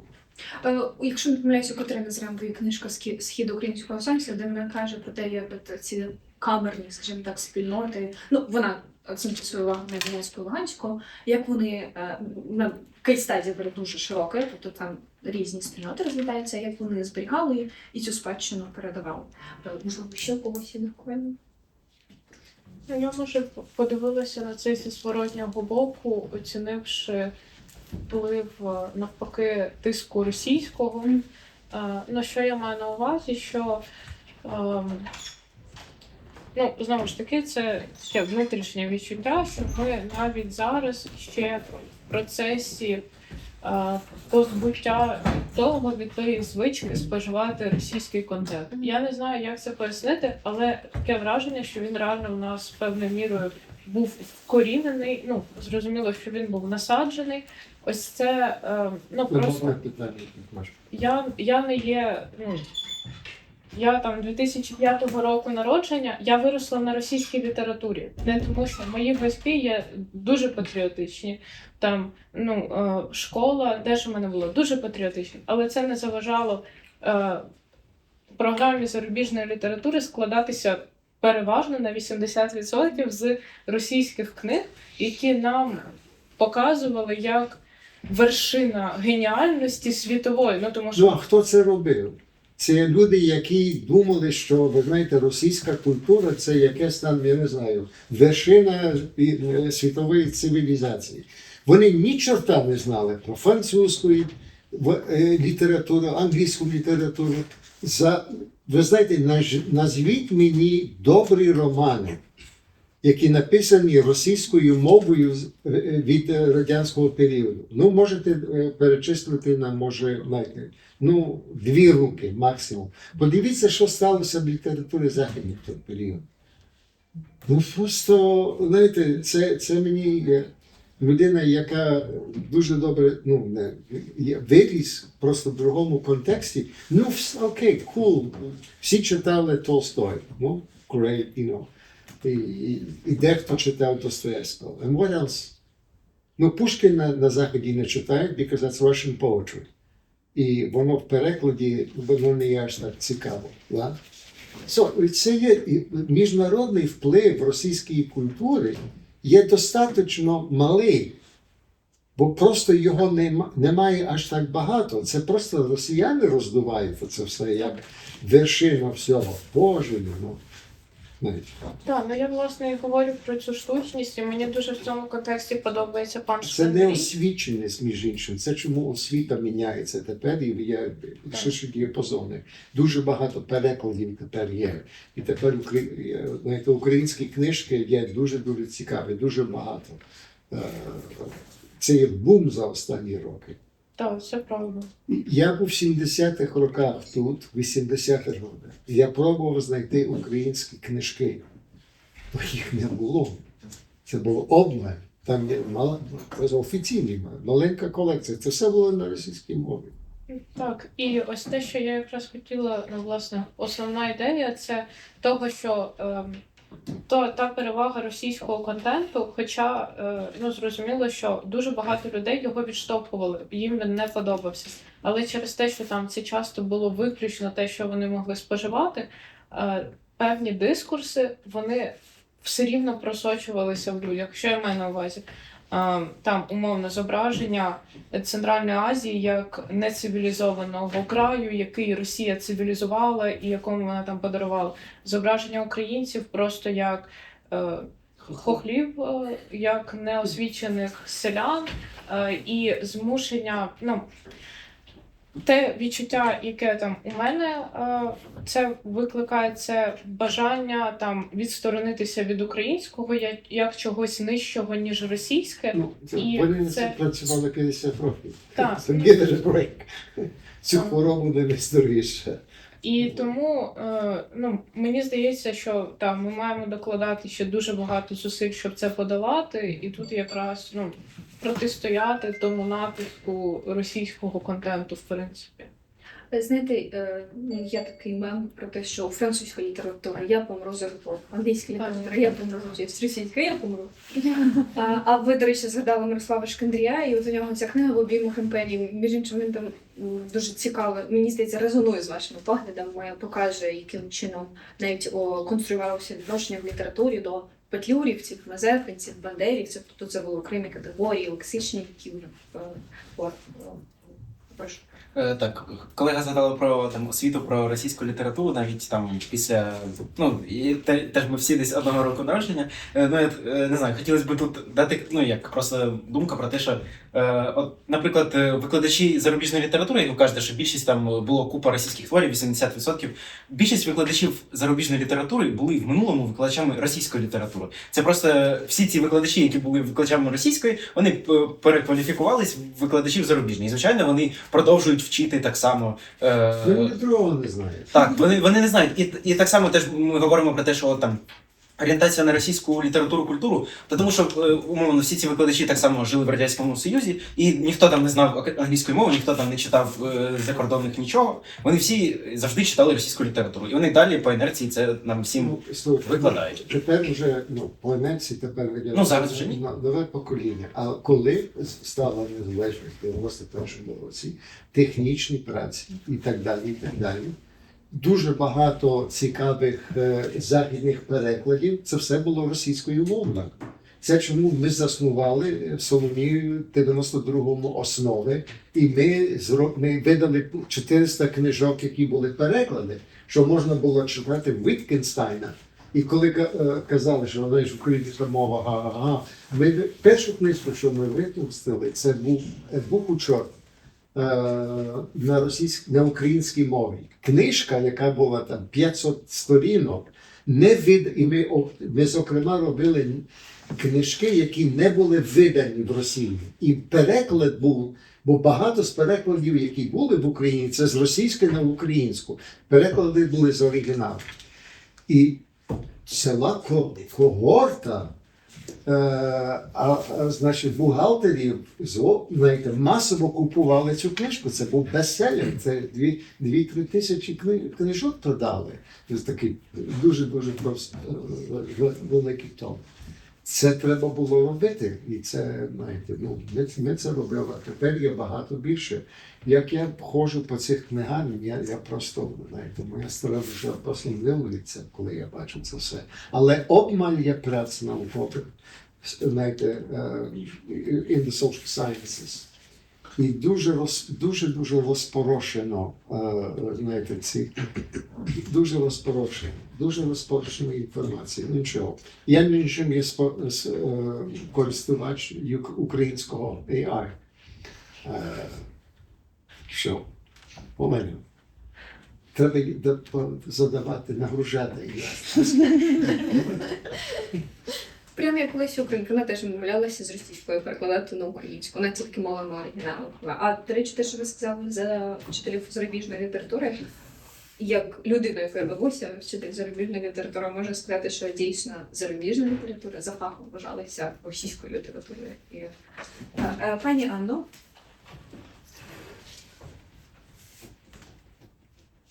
Або пані Марії. Чути мене? Так, чути. Так, ви задавали питання ще досі раніше про те, події на Течні і Луганщині, власне, дуже багато таких прикладів. Я би хотіла зупинитися на одному, згадавши не одного, це і Голобородського, і Руденко, і Шестичні, але я хотіла сказати про Суса. Власне, це та людина, яка була заарештована і засуджена, і після завершення свого терміну його знову відправили на сім'я, і після повернення відмовився радянського в'язня. Власне, чого я хотіла саме про Суса згадати, буквально вчора була на концерті гурту «Поріг батьків» по Захляшенню, колишньому Євартієм та Кінцентру. І що цікаво і важливо, що зараз це все наново починається таке повернення до того, що було, що існувало, тому що в тому самому приміщенні в 37-38 роках відбувалися розстріли, відбувалися катування, і зараз завдяки тим музикантам, тій самій культурі, люди починають знову усвідомлювати, а що ж власне відбувалося. І в тому самому йому цьому сприяє і багато інших інформацій. І там і та сама пісня про батьків на слова в зв'язку з оцим страшною вище мені дозволено сні і позоровим пролися мертвому мені. І власне таких є дуже багато, культура, да, доступиться. От, і знов таки і Йогансена, і Семенка в стінах того самого класу. Ну, власне, я хотіла сказати про того, що це дуже таке тягності, і це дуже повторюється, і нам дуже важливо бути уважними до того, і більше споглядати, більше пізнавати власне явище. Дякую, пані Анна. Пані Марія. Так, дуже дякую. Сьогодні перебої зі зв'язком, тому сподіваюся, що буде чути. Насправді я хотіла ще сказати про значення таких українських газет, які, зокрема, от на початку нацистського вторгнення в Україну, коли ще були надії, що покращиться ситуація, тоді, зокрема, у праці пан Богдан згадує про утворення багатьох українських газет, і важливо, що вони користувалися попитом. І мені здається, що не варто недооцінювати значення газет, зокрема, крім як великих літературних творів, тому що газети – це на той час ЗМІ, звідти можна було отримувати інформацію, звідти можна було читати якусь там критику більш українських творів, і це якраз таке джерело, яке було доступне більше там, ніж книги, це те, що швидко читається, легше поширюється, і тому мені здається, що якраз такі якісь україномовні газети теж дуже важливе значення відіграли. І також, звичайно, відіграли інші культурні ці видавати далі. І ще хотіла додати про українську літературу щодо того, як нам це викладали в школі.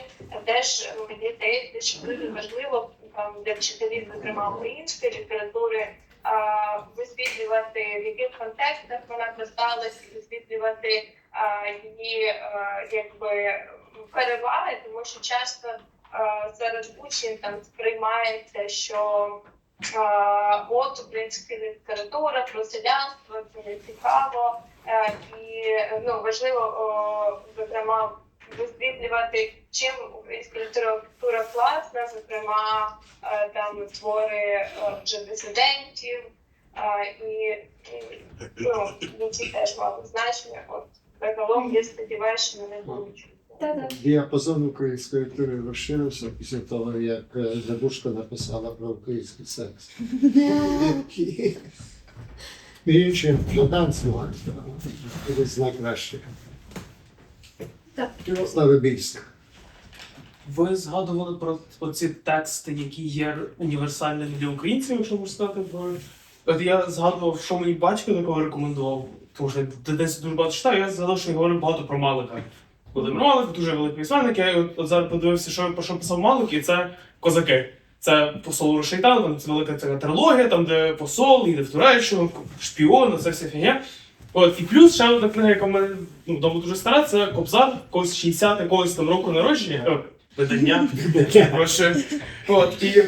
От, мені здається, що радянщина, совєтська влада, вона намагалася якось імплементувати оцей міф про українців в російський міф, і ось 1654 рік Переяславська угода, об'єднання українців, велетенський пам'ятник цього Хмельницького в Києві. І от мені здається, що вони намагалися імплементувати цей козацький міф в українців і про те, що вони такі як росіяни, зокрема, тому що вони потім об'єдналися як козаки під Хмельницьким.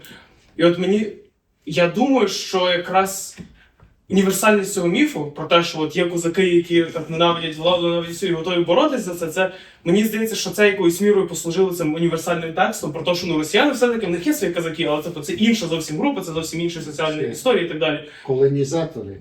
Так, і плюс вони служили завжди імперії, тоді козаки, вони ніби, як завжди, і Петлюра, і Хмельницький теж була боротьба великою мірою з владою, а не навпаки. І мені здається, що саме Кобзар, навіть при тому, що да, його совєти дуже намагалися під себе підлаштувати, оці от плакати під час часів Другої світової з Кобзарем про те, що і вражою злої крові волі укропіти і так далі.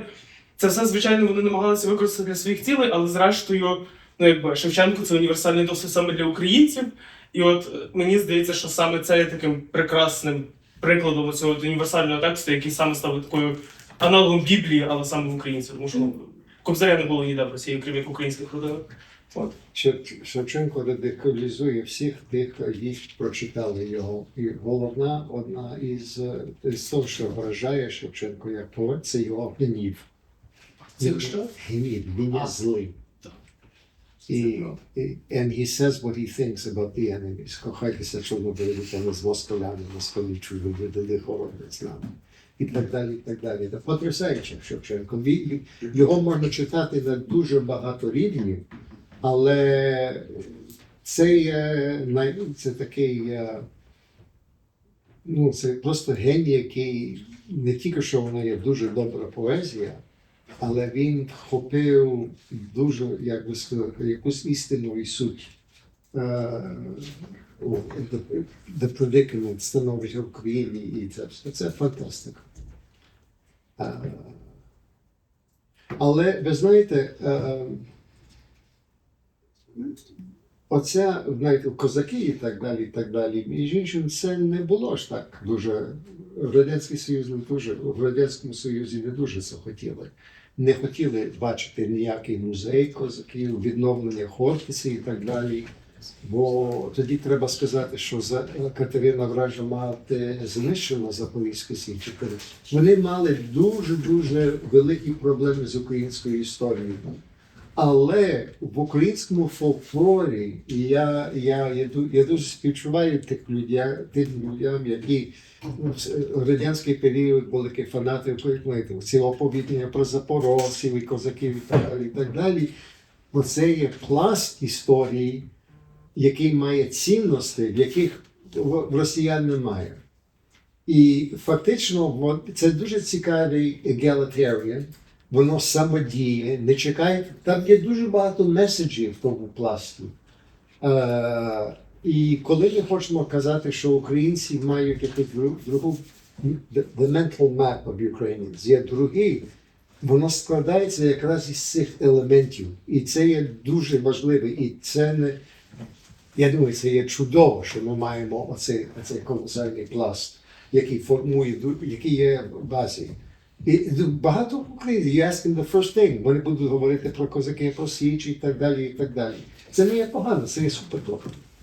Ну, не дарма на стрічку пропала грамота. Так, не дарма на стрічку пропала грамота, про козаків так довго тримали заборону до показу. Можливо, хто ще хоче починатись? Якщо ні, в принципі, тоді можемо вважати, що солідарність. Окей. Остання лекція дуже, я б говорив про Юрченко. І Дар'я вийшла вам її книжку на українській мові.